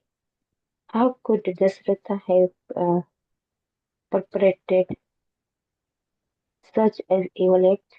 Kaushalya realized at the king holding her head in her hands. Rama has been ruined by his own father, even as a brood of fish are swallowed by their father. I believe, my lord, that you can no longer tell right from wrong. The main support for a woman is her husband. The son is the second. Therefore, like Rama, I am also ruining my husband, having lost his good sense, and my son gone away. This whole kingdom has been ruined by you. All you people have been destroyed. Only Kaikeyi and her son are happy. Kausalya stopped speaking and began to sob uncontrollably. Dasratha, already deeply uh, remorseful, felt even more anguish upon hearing his wife's words, crying out, "O Rama!" again and again. He sat disconsolate. With great difficulty he gathered his senses and went before Kausalya with folded hands, speaking in a trembling voice, his head hanging down. "Be kind to me, O goodly lady. You are merciful even to your enemies. What then to speak of me? The husband is always the Lord of for the wife in good or evil time. Seeing me to sorely pain, you should not increase my grief by such harsh words. Kausalya immediately felt sorry. She took Dasratha's hands and folded them around her head. Kneeling before him and weeping, she spoke hurriedly through her confusion. Hare Krishna. Thank you, Mataji. So here, in these circumstances, the conversations between Kaushalya and Dasharatha, everything we are witnessing, how they are acting. So Kaushalya, after saying those words, Dasharatha is already in the pained state, and then Dasharatha again he is begging Kaushalya, do not say like this to me, O godly lady. It is paining me more and more grief, and I am your husband. And then again, Kaushalya coming to that, again she felt more sorry. Again, she has knelt down and then speaking to Dasharatha again in hurriedly through her confusion. Okay, so we just continue. Okay, next, Meena Mataji, can I request you, Mataji, please? Hare Krishna. Now I am surely ruined for having spoken word disagreeable to my husband. I deserve to be punished by you, and who punished by you, who I know to be always truthful. She is a wicked and low-born woman who must be bewitched by her worthy and virtuous husband. Kausalya was affected by many strong feelings, and her mind became completely distracted. Her grief, despair, and anger at losing Rama were now compounded by remorse and guilt at having upset Dasratha. She had spoken in an almost hysterical manner. Pray forgive me, O great king. Overcome by grief, I uttered unseemly words. Grief destroyed patience, eradicates, eradicates knowledge, and confound the sense. Indeed, there is no enemy like grief. Even a great blow from an enemy can be endured by the smallest amount of grief is intolerable. The 5 nights that Rama has been gone since seem to be like 5 years. Even as I remember Rama again, my grief grows like the ocean receiving the rapid flow of many large rivers. As Kausalya was speaking, the sun set. Dasratha, being comforted by his wife, fell into a fitful slumber for an hour. Upon waking, he sat sighing and recalled something he had done when he was a young prince, realizing that long past date to be the cause of his present suffering. Dasratha related it to Kausalya. Without doubt, a person receives the result of his own actions, good or bad. Gracious queen. And the king said, he who acts without consideration of the result, both immediately and long term, is really a fool. If a man cuts down a mango because the tree has mango grow because the tree have unattractive blossoms, planting instead the brightly flowering plaza trees. He will later lament when the bitter fruit of the plaza appear. By sending Rama away, I have indeed cut down a mango grow just just as it was about to bear fruit. Now I am tasting the bitter palasha. Palasha. Palasa. Yes. Thank you, Mataji. So here again, the Kaushalya's mood. As soon as she understands that those words what Kaushalya spoke, and Dasratha got more hurt and he's lamenting more. And then immediately she come to senses, and then she's asking, "Oh my dear Lord, please forgive me, and I am deserved to be punished by you." See again, Dasharatha is always following the virtuousness, truthful and virtuous. And a woman, see, she is a wicked and low-born woman who must be besieged by her worthy and virtuous husband. This is the position. If your husband is a devotee and following all righteous things, and if a woman tries to come and hurt him with harsh words, see, then Kaushal is saying she is a wicked and low-born woman.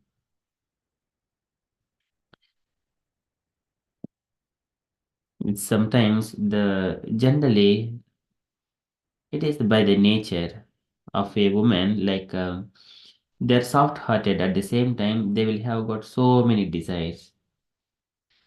Uh, okay, let's not go into the more details into it.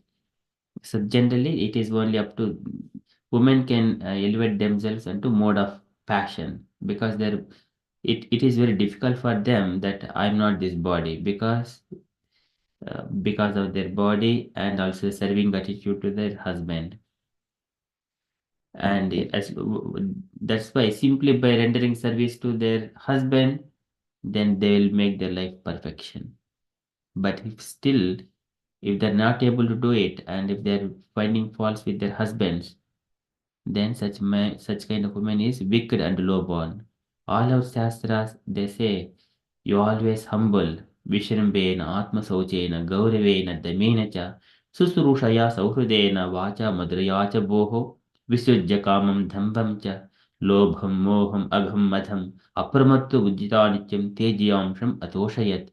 A woman has to serve her husband in these capacities, in a intimacy with the husband, Vishrambena, Atma Sauchena, with purified heart, Gauravena, with respect, Damena cha, with controlling her senses.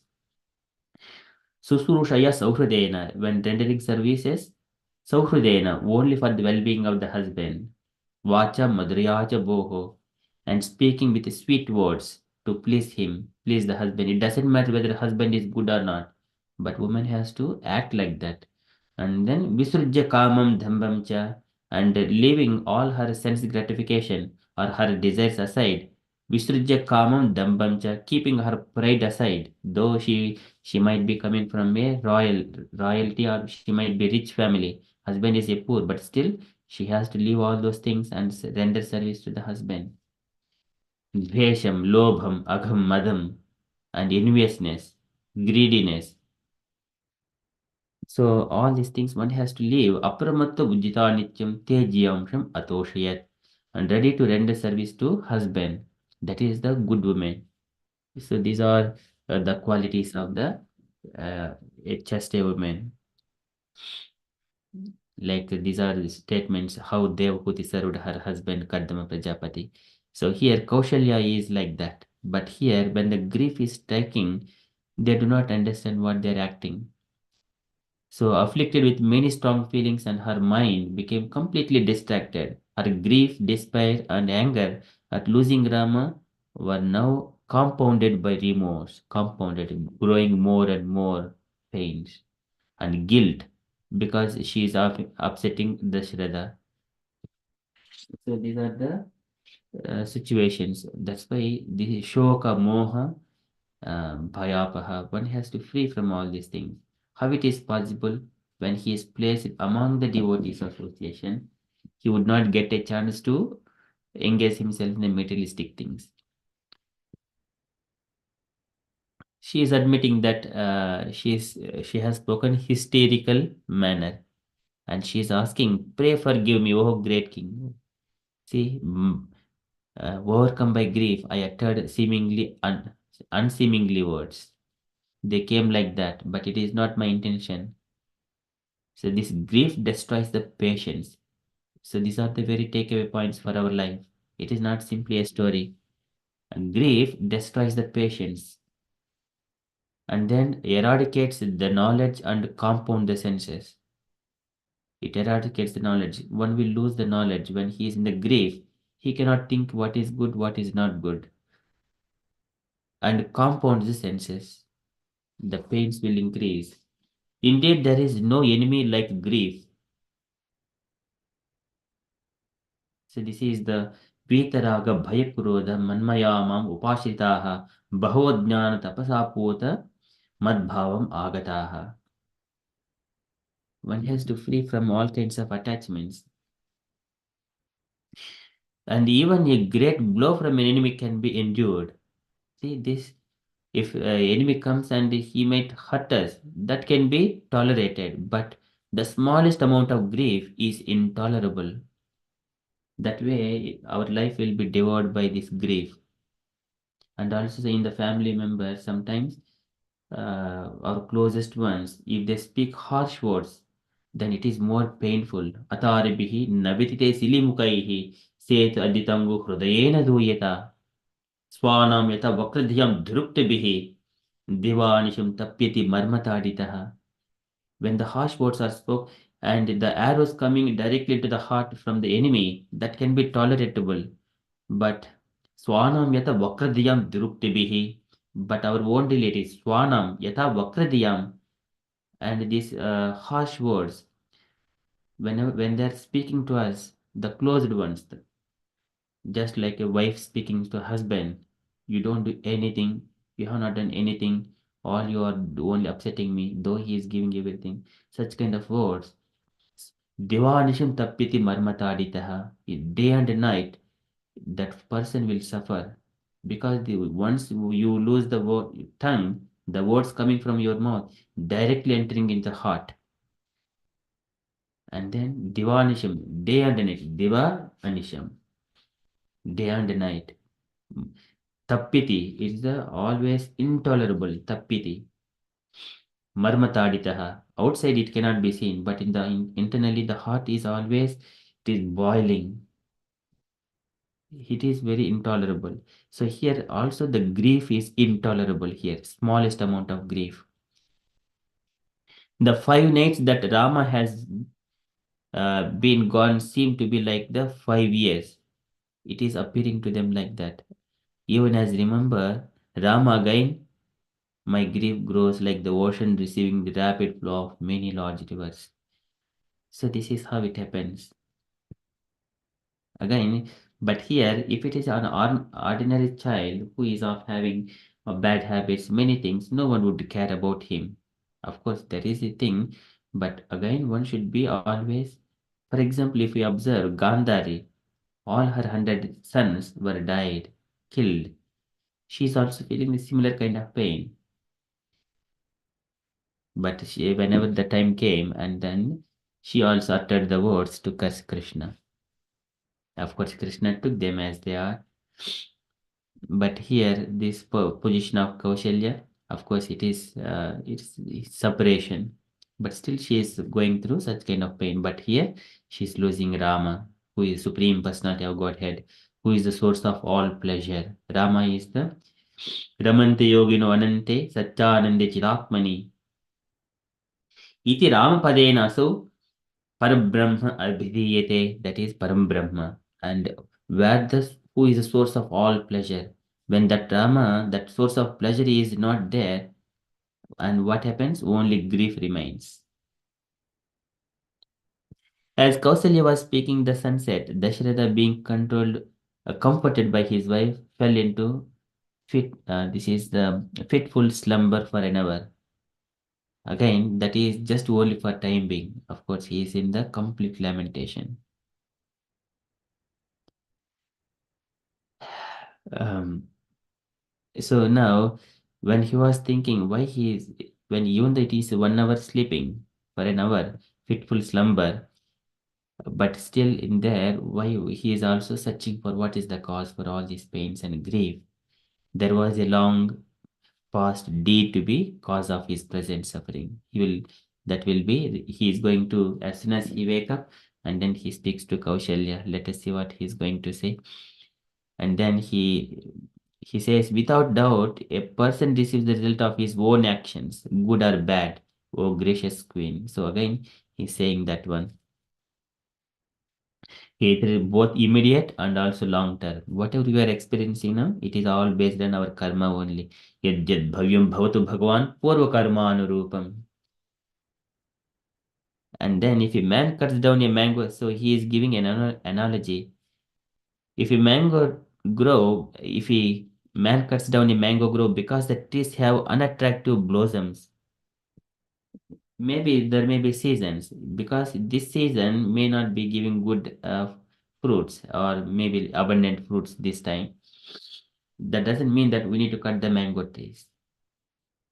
And then because it is not giving, and then if what happens if we cut and then put the palasa trees there, later he will lament when the bitter fruits of the palasa appear.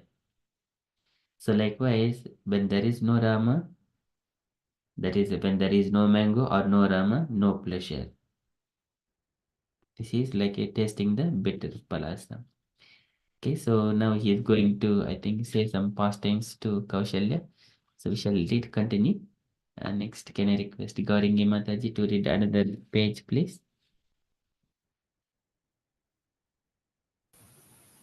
Hare Krishna Prabhuji. Okay. Dasarata felt as if his heart might burst. He maintained his composure with a great effort and continued. A long time ago, as a youth and before we were married, I went to the forest to hunt. I had acquired a great skill at bowmanship and could easily hit even an invisible target by its sound alone. Little did I know that this skill of mine, of which I was so proud, will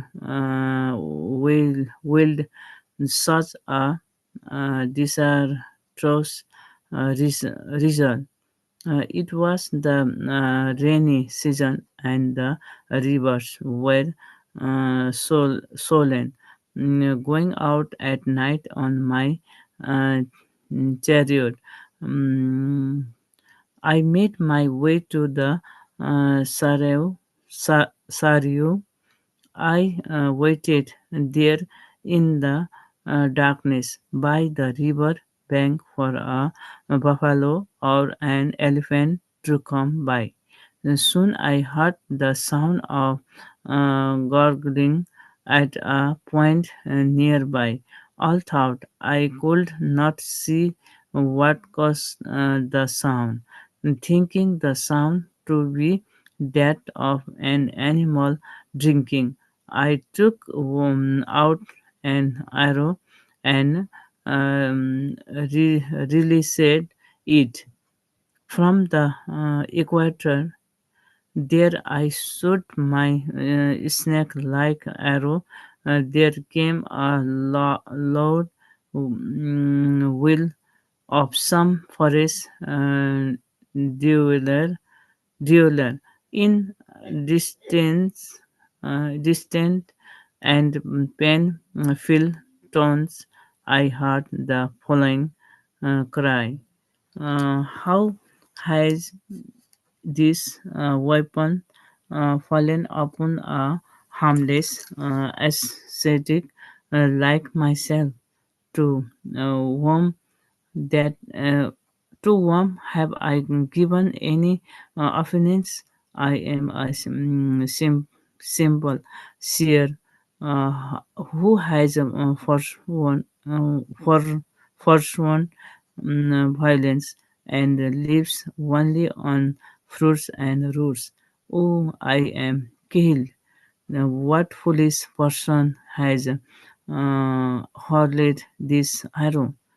This act will result only in evil. I do not grieve so much for myself, but for my age and helpless person.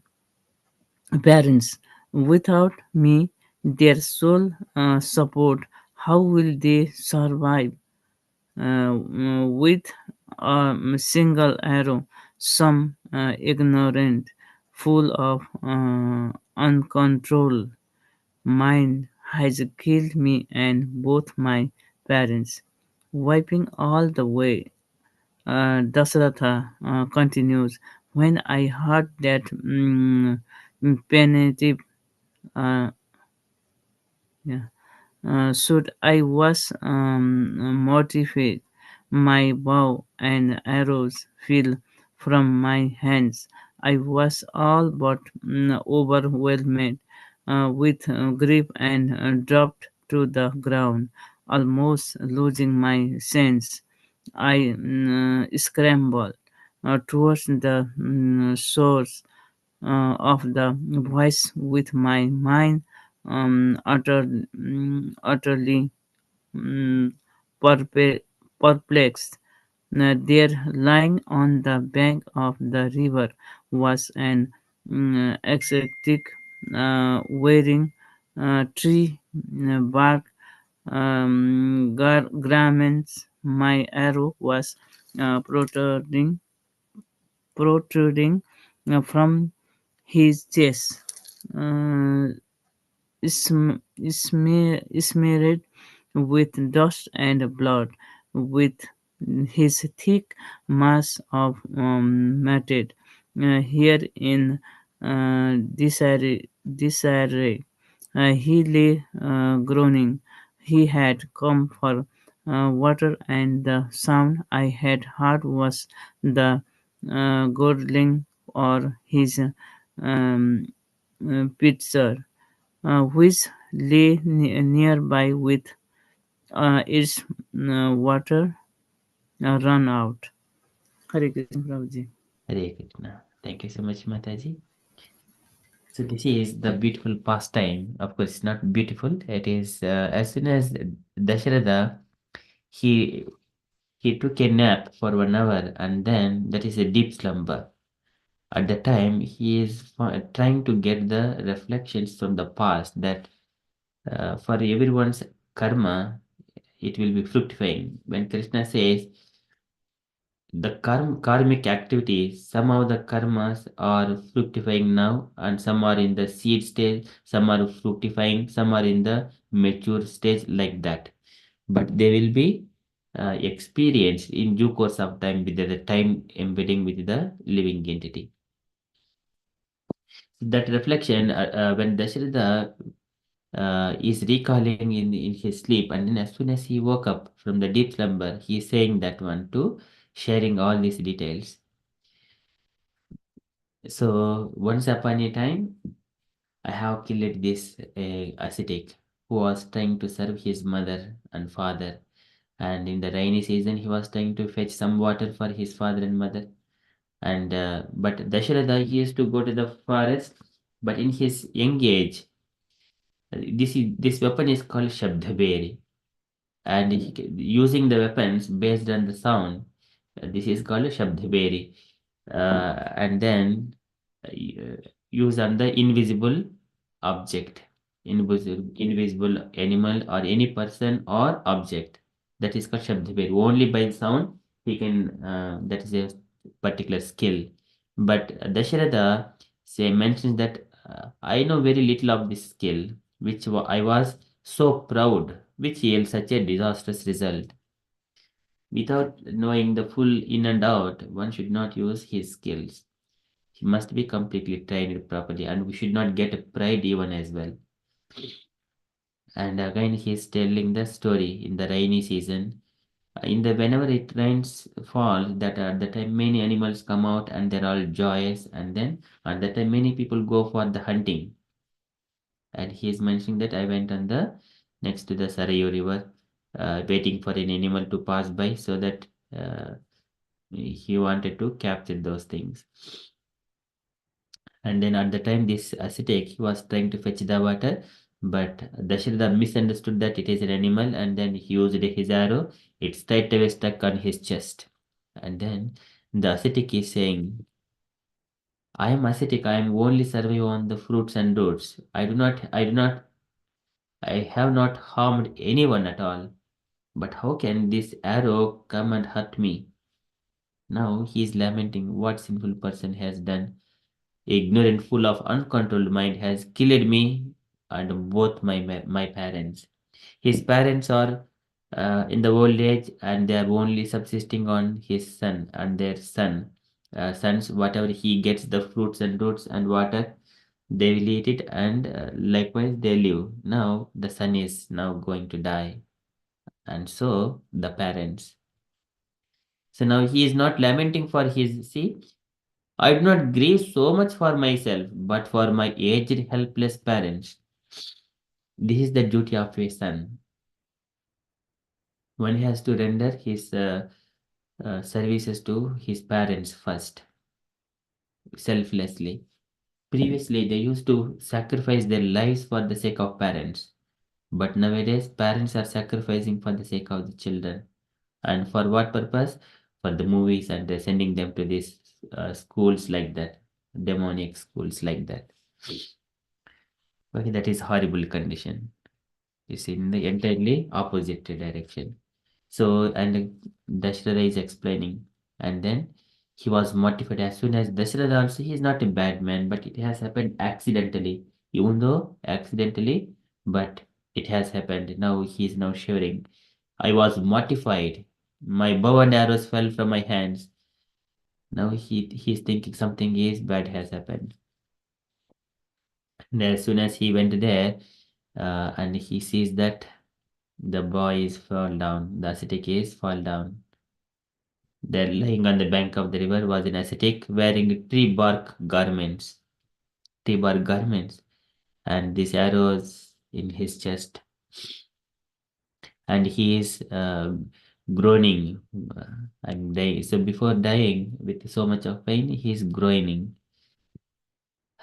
So this is a very pitiful situation for that ascetic and also Dasharatha as well. Okay, so let us continue. Asha Mataji, would you like to read the next page, please? Seeing me to be royalty, the ascetic looked up at me with blood-shot eyes and spoke angrily. What wrong have I done, O king, that I should receive this terrible punishment? I came here to fetch water for my blind parents. Even now, as I lie here dying, my poor father must be wondering where I am. But what can he do? He is old and feeble and cannot even move. He can no more help me than could any tree help another which is about to be hewn down. Seek his forgiveness, O king. You should quickly make your way along this path to where he waits. Dasaratha's grief for Rama was compounded by the grief caused by the remembering this long past unfortunate incident. With difficulty, he continued to speak. The young he met, writhing in agony, asked me to extract the arrow. I hesitated, knowing that the arrow was removed, he would die. The boy reassured me, telling me that he was prepared for death. I thus pulled out the arrow. Looking at me in dismay due to anxiety about his parents, the boy died, uttering the name of Vishnu. Seeing the ascetic lying dead, killed by me out of ignorance and folly, I wondered how I could make amends. I quickly filled his pitcher and followed the path he had shown me toward his parents. As I reached the hermitage, I saw his aged and blind parents sitting forlorn like a pair of birds whose wings have been clipped. When he heard me approach, the boy's father said, "Do not delay, my son. Bring the water immediately." Your poor mother is in anxiety because you have been sporting in the river for a long time. Our lives depend upon you, dear child. You are our only support and indeed our very eyes. Where are you? Where, why do you not speak? I was gripped by fear to behold the sage, and I replied to him in a faltering voice, "O holy sage, I am not your son, but a prince named Dasaratha. I have committed a most terrible and evil act out of sheer folly. Hearing your son collecting water, I mistook him a beast drinking. I released a deadly arrow and killed the boy. As a result of my rash act, your son has ascended to heaven, leaving you here. Please tell me, what should I do now?" Hare Krishna, bro. One more paragraph or that's it? That's it, Mataji. Thank you Okay. so much, Mataji. So here, Dasharatha, as soon as he went to that boy, ascetic, who is died, who is getting died, now that boy is looking at Dasharatha with bloodshot eyes and spoke angrily. What wrong have I done, O king? What I should receive, that I should receive this terrible punishment. So these are all unprecedented actions. So again he is putting, and now he says that I lie here dying, my poor father must be wondering where I am. What can he do? He is old and feeble and cannot even move. He can no more help me than could any tree help another, which is about to be hewn down. Seek his forgiveness, O king. Now the boy is not lamenting for himself even at that stage. He is lamenting for his father and also to Dasharatha's well being. Seek his forgiveness, O king. You should quickly make your way along this path to where he waits. So, what it will teach us is that boy is completely detached from the material things, though he is rendering as a service to his parents as a matter of duty, and he is not selfish, not caring for his bodily, not caring for his life. He is looking for to render service to his parents and also to seek the good for the king. He is also wishing good for the king as well. Seek his forgiveness so that Dasharatha will not get any curses from their parents, from his parents. And then again, Dasharatha, that grief for Rama was compounded by the grief by remembering those things. And then what he is doing now, the young hermit, breathing in agony, asked me to extract the arrow, but Dasharatha could not. I hesitated, knowing that the instant the arrow was removed, he would die. The boy reassured me, telling me that he was prepared for death. I thus pulled out the arrow. Looking at me in dismay due to the anxiety about his parents, the boy died, uttering the name of Vishnu. See, uttering the name of Vishnu. Antakale chamam eva smaranmuktva kalevaram yah prayadi samadbhavam yati nati astra samsayaha. He is remembering because he is following his duty to render service to his parents. And due to his anxiety about his parents, and the boy died, uttering the name of Vishnu. He is only duty bounded, but who is always duty bounded only with devotees of Vishnu, who always tries to satisfy the Vishnu. Vishnu is the Yajna Bhokta, Bhoktaram Yajna Tapasam, Sarvaloka Maheshwaram. So whatever we do, we need to please Vishnu by carrying out our activities. Uh, Again, this all these activities coming from the Lord only.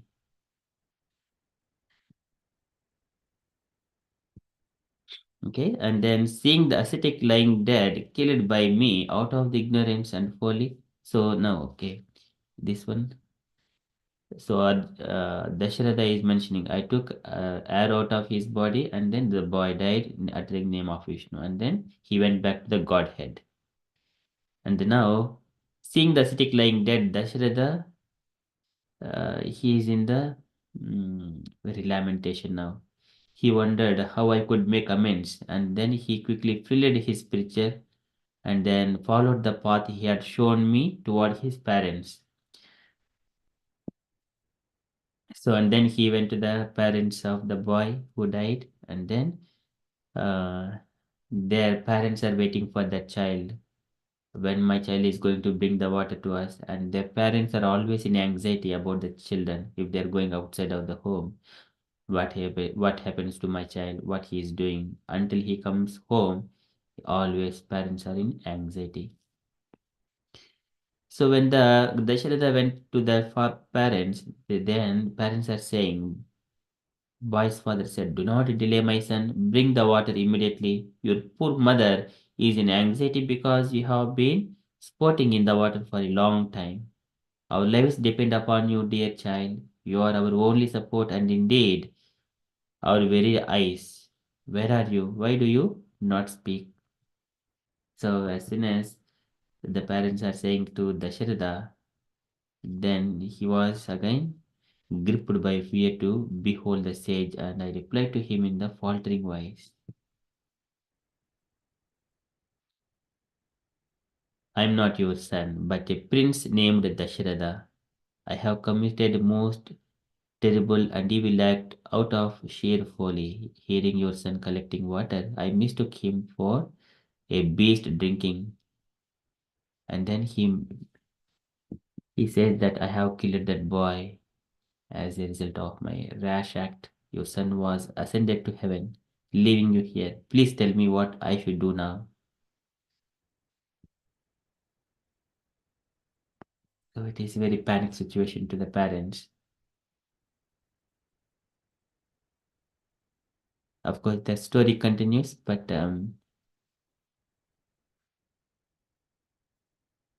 I don't know if devotees wanted to continue because we're already. Hmm, maybe we can continue later on. I don't know what devotees wish. Prabhu, it's little bit only the one page is left, is it? Yes, mother, a couple of paragraphs. Oh, then we can finish, Prabhu, because it's just Yes, mother. Okay, then I shall read then. Mm. When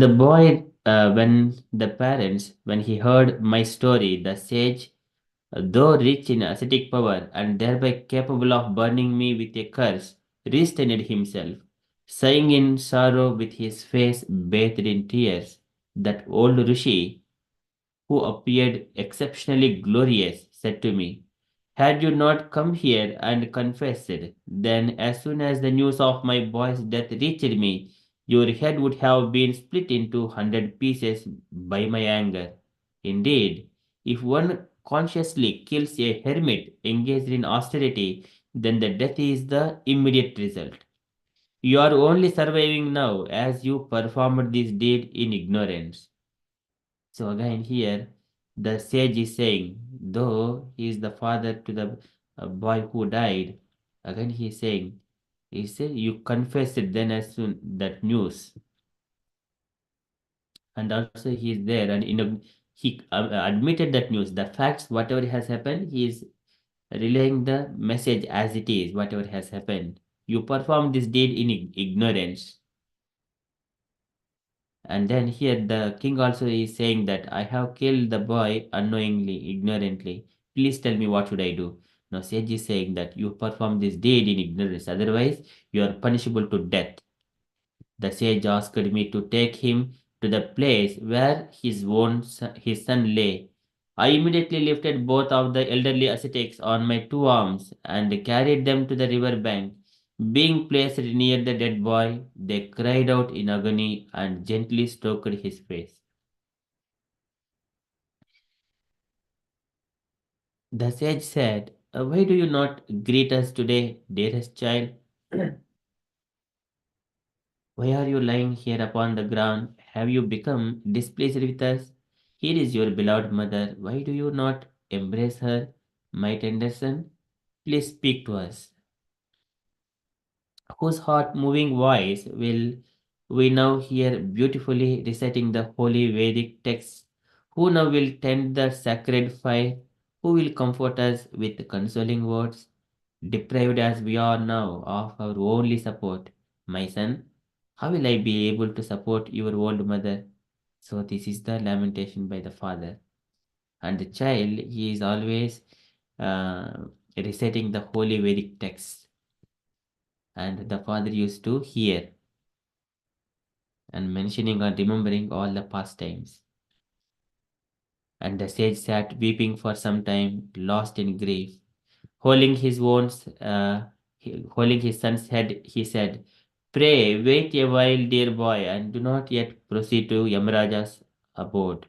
I shall go with you and speak to the God on your behalf," saying, "Although my son has been killed as a result of some former sin, he has in fact become sinless.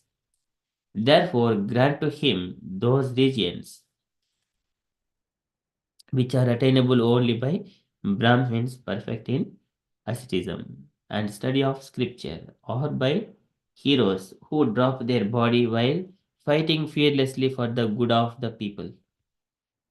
And waiting piteously, the ascetic and his wife offered sanctified water to their dead son with mantras and prayers. I then saw the boy appear in an ethereal form along with Indra, the king of heaven. He gently consoled his parents, saying that he had achieved his exalted status as a result of his service to them. He said they would soon join him in heaven. The boy then left, seated next to Indra in a shining celestial car. See, this is what happens when we engage ourselves in serving the parents. Indra will come and take, and the father is also performing those things. Offer the sanctified water to their dead son with mantras and prayers. This is oblations and prayers. One must be knowing all by default, everyone should be knowing these things. In our day-to-day life, we may also come to know some point, but we know only Hare Krishna mantra, nothing else. But that is our wealth. Okay, so we are under protection of Krishna. So here, the boy, of course, he remembered Vishnu there. Yeah, uttering the name Vishnu, and then as soon as the parents are performing the sanctified water to their dead son, and then the boy appear in an ethereal form along with Indra, so in his form, and then he went to the heavenly, and Indra spoke to that parents. So Indra spoke to the gently consoled his parents, saying that he had achieved his exalted status as a result of his service to them. See, simply rendering service to the parents, he is going to the heaven, and it soon the parents also joined him in the heaven. And then the boy left along with Indra, seated next to Indra in a shining celestial car.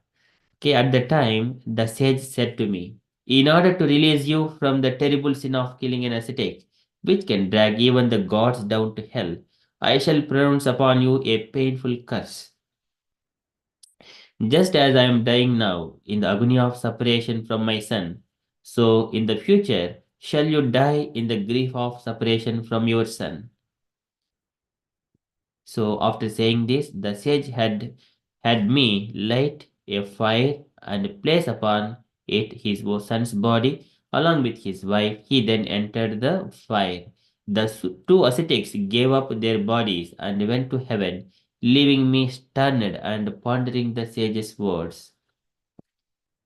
So here the sage is saying, uh, in order to release you from the terrible sin of killing an ascetic, for that purpose, it is not that he wanted to curse the Dasharatha for his personal thing, just again to free the sinful activity that he committed, Dasharatha. See, everyone are selfless. The boy is selfless. He is looking after his parents and Dasharatha only. How he can free from his sinful act, and how his parents will be survived. He was thinking again the parent. He wanted to help Dasharatha only again to release you from the terrible sin of killing an ascetic, which can drag even the gods down to hell. Sometimes we perform some sinful activity and ignore that no one is looking at us. If you are doing on our account, then it will drag down to hell.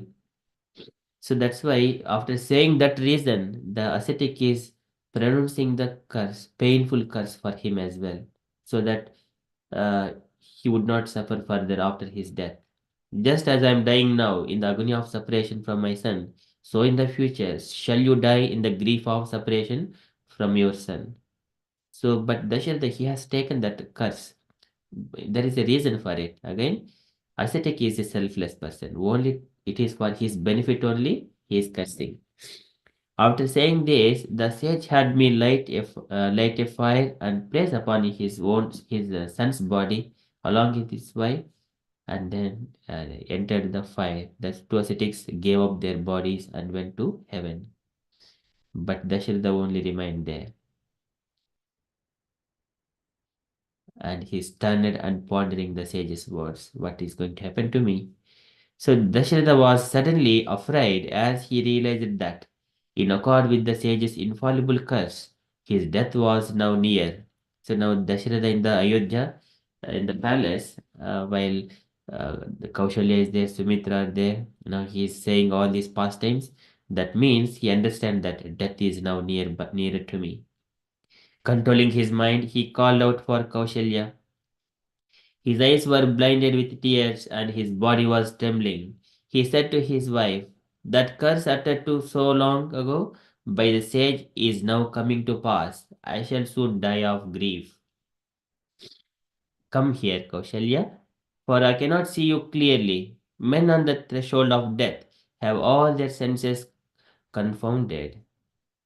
So this is what happens during the whenever the soul is leaving the body. It is so painful thing, and their knowledge and their senses does not work properly, as we see here. But if we see our Prabhupada, when he was leaving the body, so he was, that knowledge is so clear and pure, he was giving instructions on that particular time.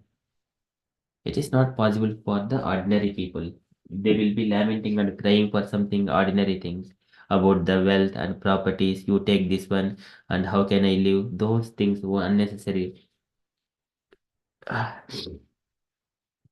And so there, Parivitaha Swabhundubihi. So he is lamenting by surrounded by the people, and live in such a way by crying in so much of pain. That is ordinary person. But here Dasharatha is mentioning, addressing those points. Men on the threshold of death have all their senses confounded. And Kaushalya sat close to her husband and comforted him with soft words. Dasharatha became deeply absorbed in remembrance of Rama. He longed for one last sight of him. And here, one good thing, there, the ascetic who died, remembering his son, and then his son is not Vishnu. Here, Dasharatha's fortunate is his son is Rama, the Supreme Personality of Godhead. Remembrance of Ram Antakali Chimam Yeva. Smaran Muktva Kalevaram Yah Prayad Samudbhavam Yati Nasti Atra Samsayaha. He will go to that same abode as the Lord. He longed for one last night, one last sight of him. See, thinking of only Ramachandra. And then he felt anguished and remorseful, wishing he had somehow been able to stop Rama from leaving. The king lay back upon the couch and spoke in trembling voice. So this grief is drying up my vitality, even as the blazing summer sun sucks out the earth's moisture. Blessed are they who will see the pious and handsome Rama returned 14 years from now. I can no longer see or hear anything. All my senses are falling along with my mind, just as the bright rays of lamp disappear when its oil has run out. So just whenever we observe, when the candles, when they are going to off, at the time it lights more bright.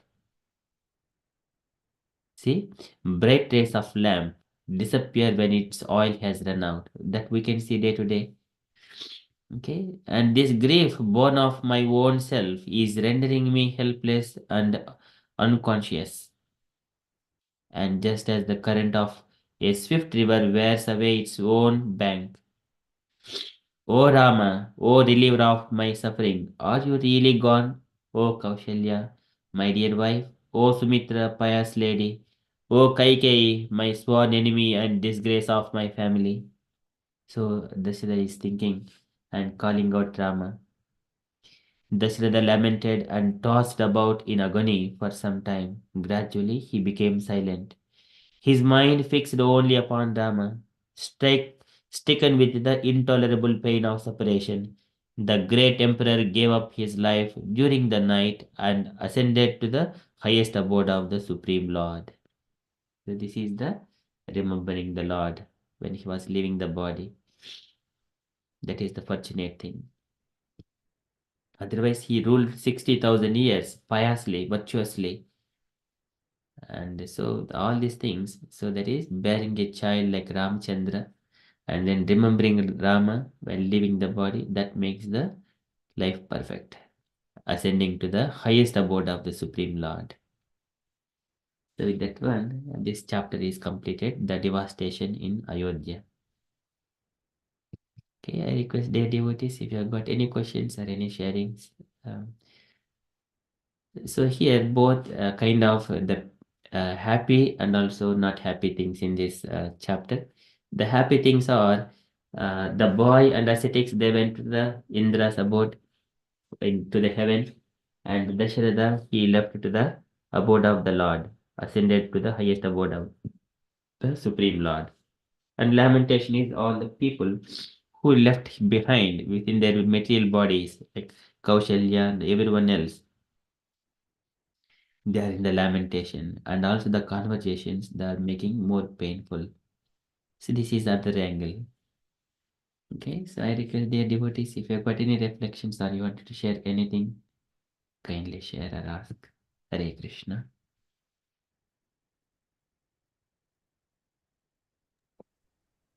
Hare Krishna, Prabhu. So that time, the Dasratha doesn't have a children, right? Prabhu, when he shot the arrow to the boy. Yes, he did not have children. Okay.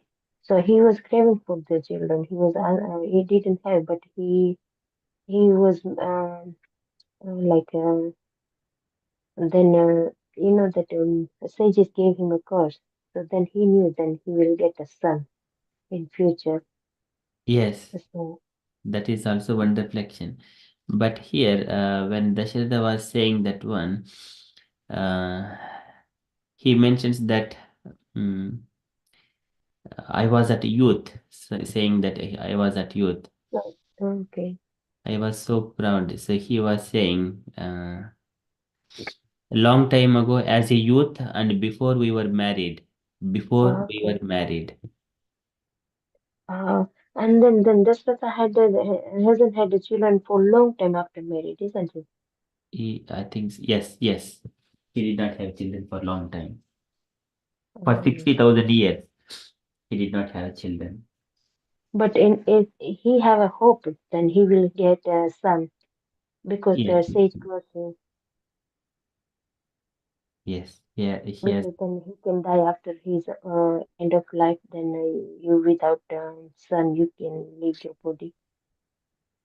So in future, then maybe that's that I have hope to he will have children.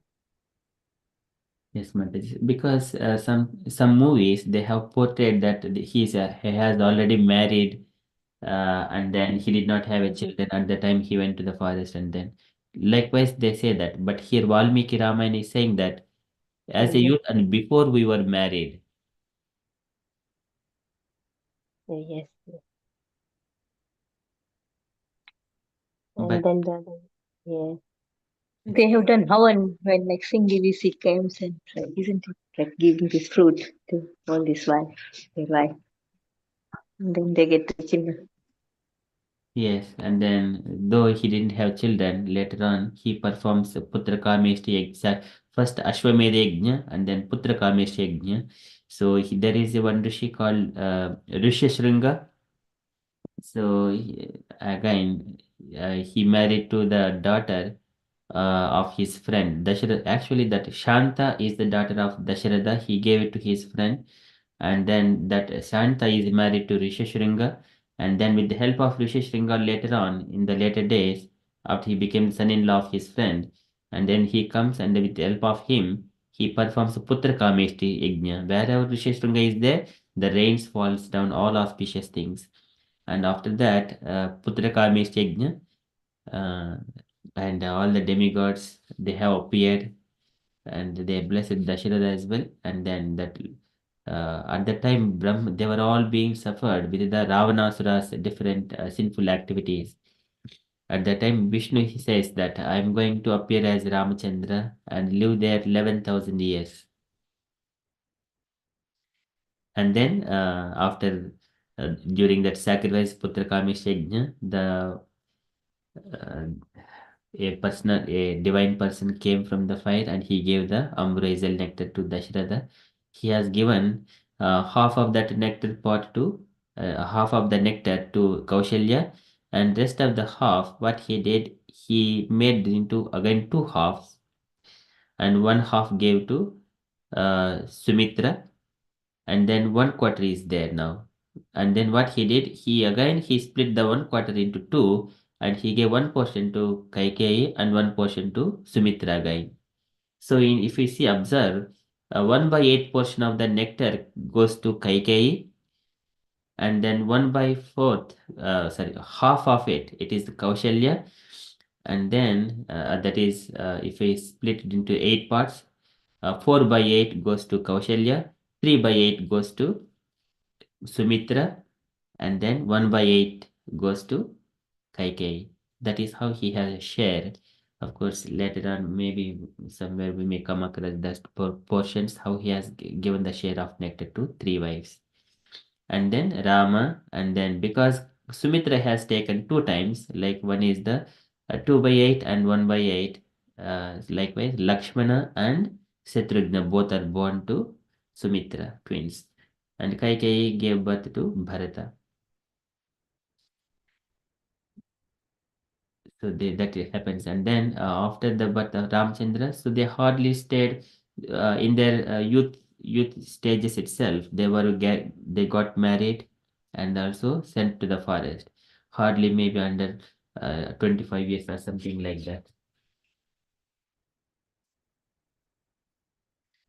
By the time itself, Dasharatha has ruled the kingdom for 60,000 years. And then after Rama and Sita, for the 14 years of exile, they came back to the kingdom and then rule for. And then Sita Mata and Ramchandra, they lived together until Sita Mata became pregnant. Uh, that is within just only the two years of the period only. And Sita Mata, after that, she was banished to the forest again. That means we can understand how long Sita Mata accompanied Ramachandra in her life. Though after Sita Mata left this material from our vision, material eyes, Ramchandra lived for 11,000 years. But that is how he ruled the kingdom Ayodhya. And everyone are so affectionate to Ramchandra. Whenever that 11,000 years finish, and Rama, along with all the subjects of the Ayodhya, everyone went to the spiritual abode along with the Ramchandra. There is nothing, no single living entity exists in the Ayodhya after that. Even birds, beasts, ants, everything goes. That is Ramarajyam. That's why everyone desires, I wanted to have Ramarajyam. Everyone will become liberated. That is Ramarajyam. Okay, so that is the beauty of it. And also, like Dasratha get pious death, isn't it? To remember Ram and which is Yeah, so auspicious. yes. It's very good. Even they get the curse from that Sravana. Sravana's parents, isn't it? That called Sravana boys. Sravana. The Shravan Mataji? It's the boys who has killed by Dasratha, by his arrows was the Sravana. Um, His name is Sravana. I think the names are not given here, but yes, the Yeah. Shravan. I think we hear as a separate story, Mm. but here the names are not mentioned here. But I think this is one, yeah, this is something. Yes, So I'm ma'am. saying that even they get the curse from their parents, like, from his parents, but still, like, his curse is good, like, because he got, like, remember Yeah. Ram left his body. Yes. It is like very, yeah. And that curse is also in the interest of Dashrada only, Mm-hmm. just to free himself from that pain killing of Yeah. ascetics. Yeah. Brahmatya papam. This is Brahmatya. It is very abominable. He'll fall. Yeah, because even though he has done, like, unknowingly, but still he has killed him. But Yes. Yes.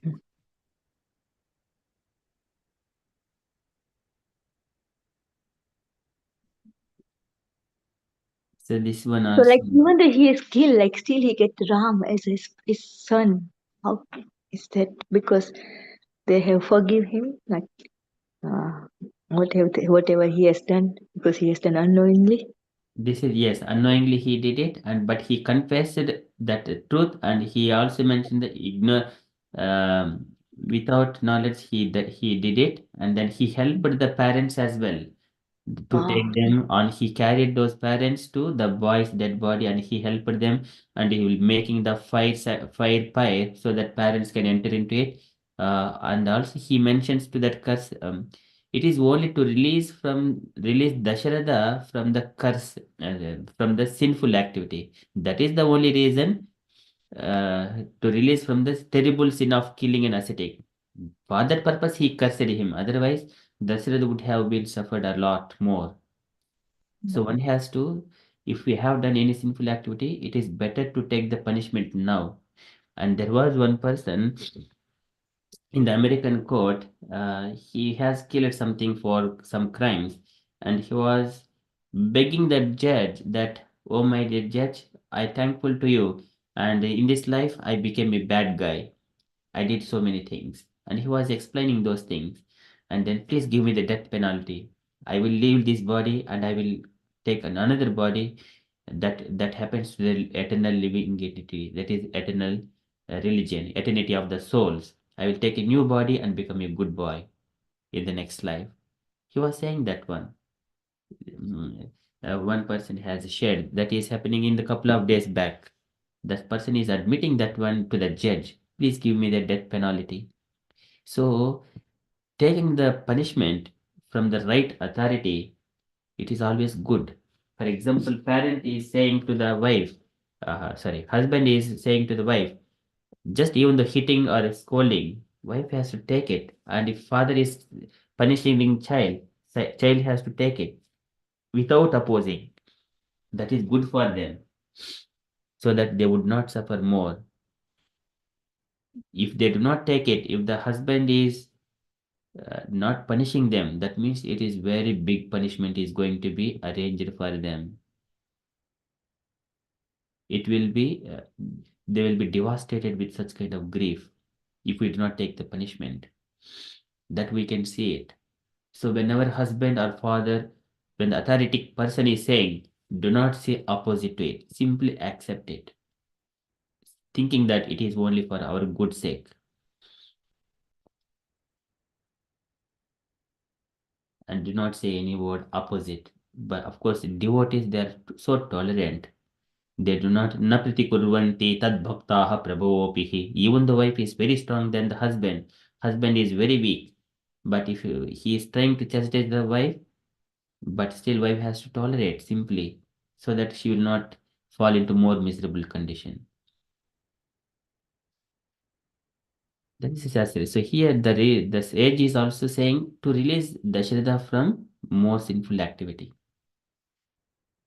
Otherwise, this the sinful, like we if we borrow some money from the bank, it will keep adding the interest, and then compound interest, and then on top of again interest, it will keep on increasing a big pile. It will be very difficult to repay everything.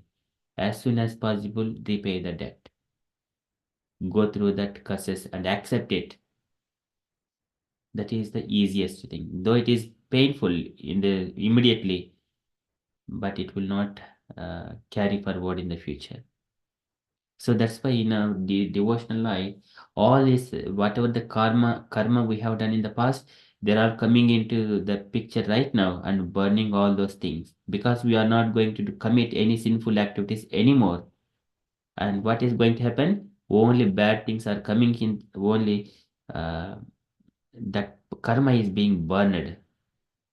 And also by the mercy of the Lord, the karma is turning into the small, minute quantity, small dimensions. We are simply tolerating. We just simply tolerate. That's all.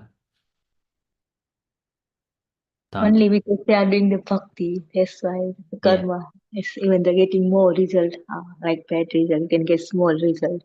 But Yes. you have to, yeah, for the karma you have to suffer, but very smallly. Yeah.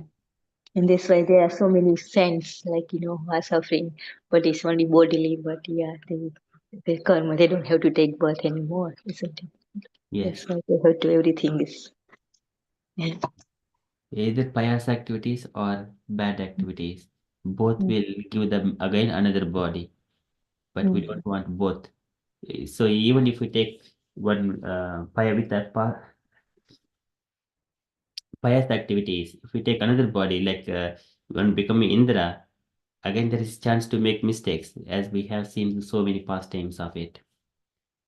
And he became say once again like a pig and became again uh, hiding from demons, again lamentation.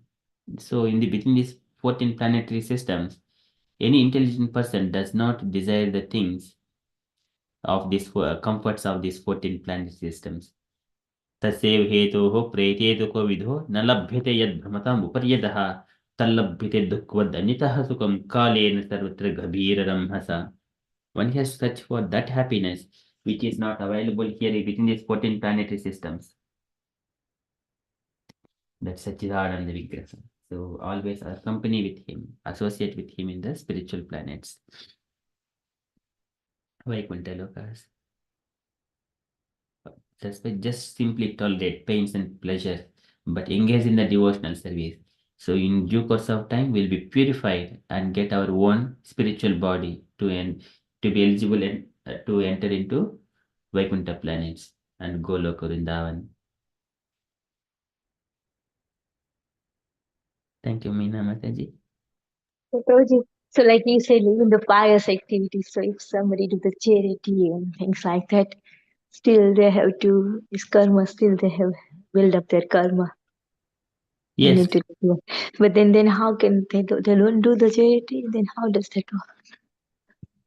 because they still in the they wanted to earn some pious activities. They still carry out.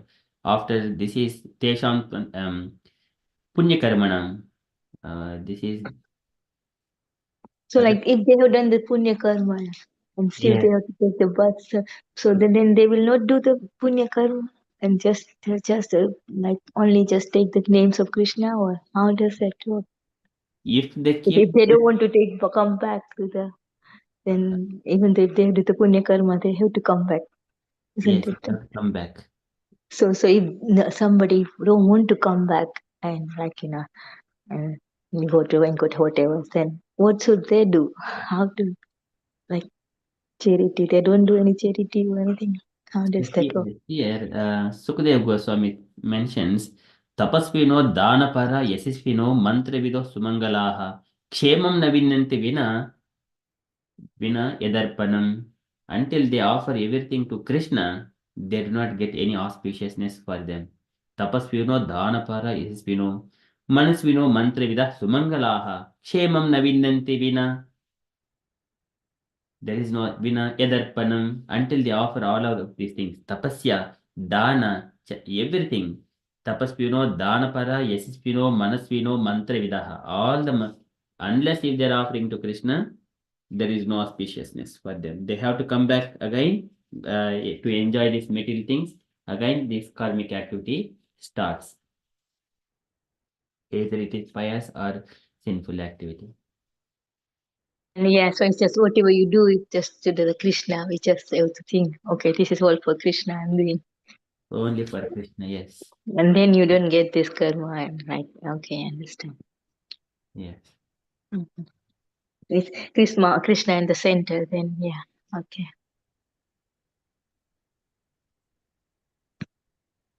He is the Bhoktar Vignitapatam Sarvaloka Maheshwaram. Suhridam Sarvabhutanam Jnatva Mam Santim Ruchati. Everything is only for his enjoyment, only for his happiness. When we are helping him in his enjoyment, then we also become part of it. If you are just favorable to a king, all the time doing only favors to the king, and king see us, that servant who is serving him, and he will allow him to come and in palace anything, and he can go anywhere in his palace because that person does not have any selfish desires. He is always trying to please the king only. So that is how one also experiences the highest pleasure when rendering service to Krishna. He will go to Krishna and be part of it, that enjoyment. And if he tries to enjoy self with selfishness, then he will be sent out of the palace. As simple as that.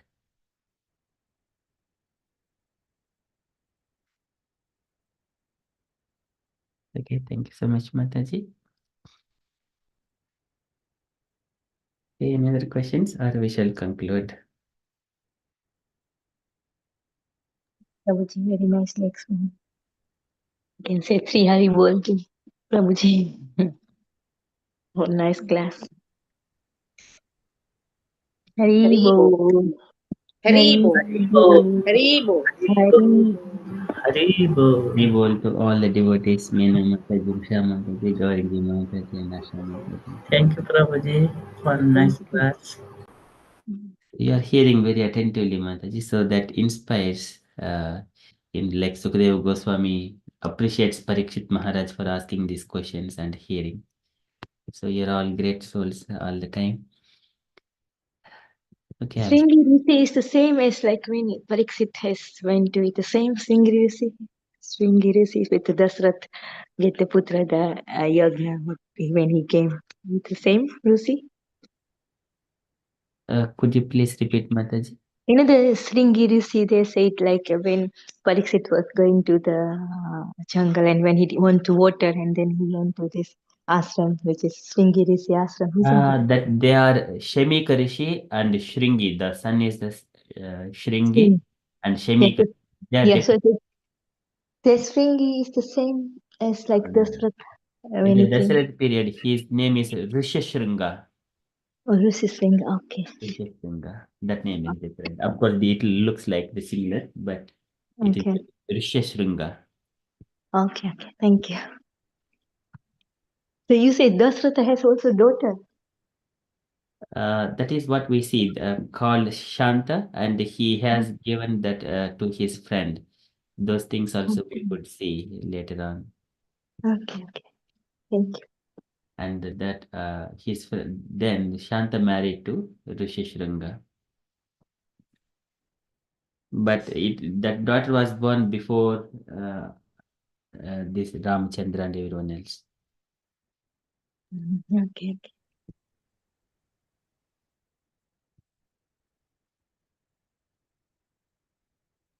But we hardly hear that pastime of Shanta and those things. Okay. I only heard that Dasratha has 4 boys. Like, Yes, that is about it. mostly we are hearing, but about the Mm, daughter Sant, because he has like the Kunti Maharani was adopted by Kunti Boja from the Surasena. So likewise, here Shanta was also adopted by Dasharatha's friend. But of course, we will see those pastimes. I think we have already gone through that one in the beginning when the Dasharatha was performing those sacrifices. We have gone through it. yeah, probably I was not here. Okay, thank you, Prabhu. Yeah. Thank you so much, Mataji. Okay, we shall conclude and continue further, Japa. वंशकल्पतरुभ्यश्च कृपासिन्धुभ्य एव च पतितानां पावनेभ्यो वैष्णवेभ्यो नमो नमः। Good Vaishnavi Jai, Prabhupada Ki Jai. Have a Krishna conscious day, Hare everyone. Krishna. Thank you. Hare Krishna. Thank you, Mataji. Jai Shri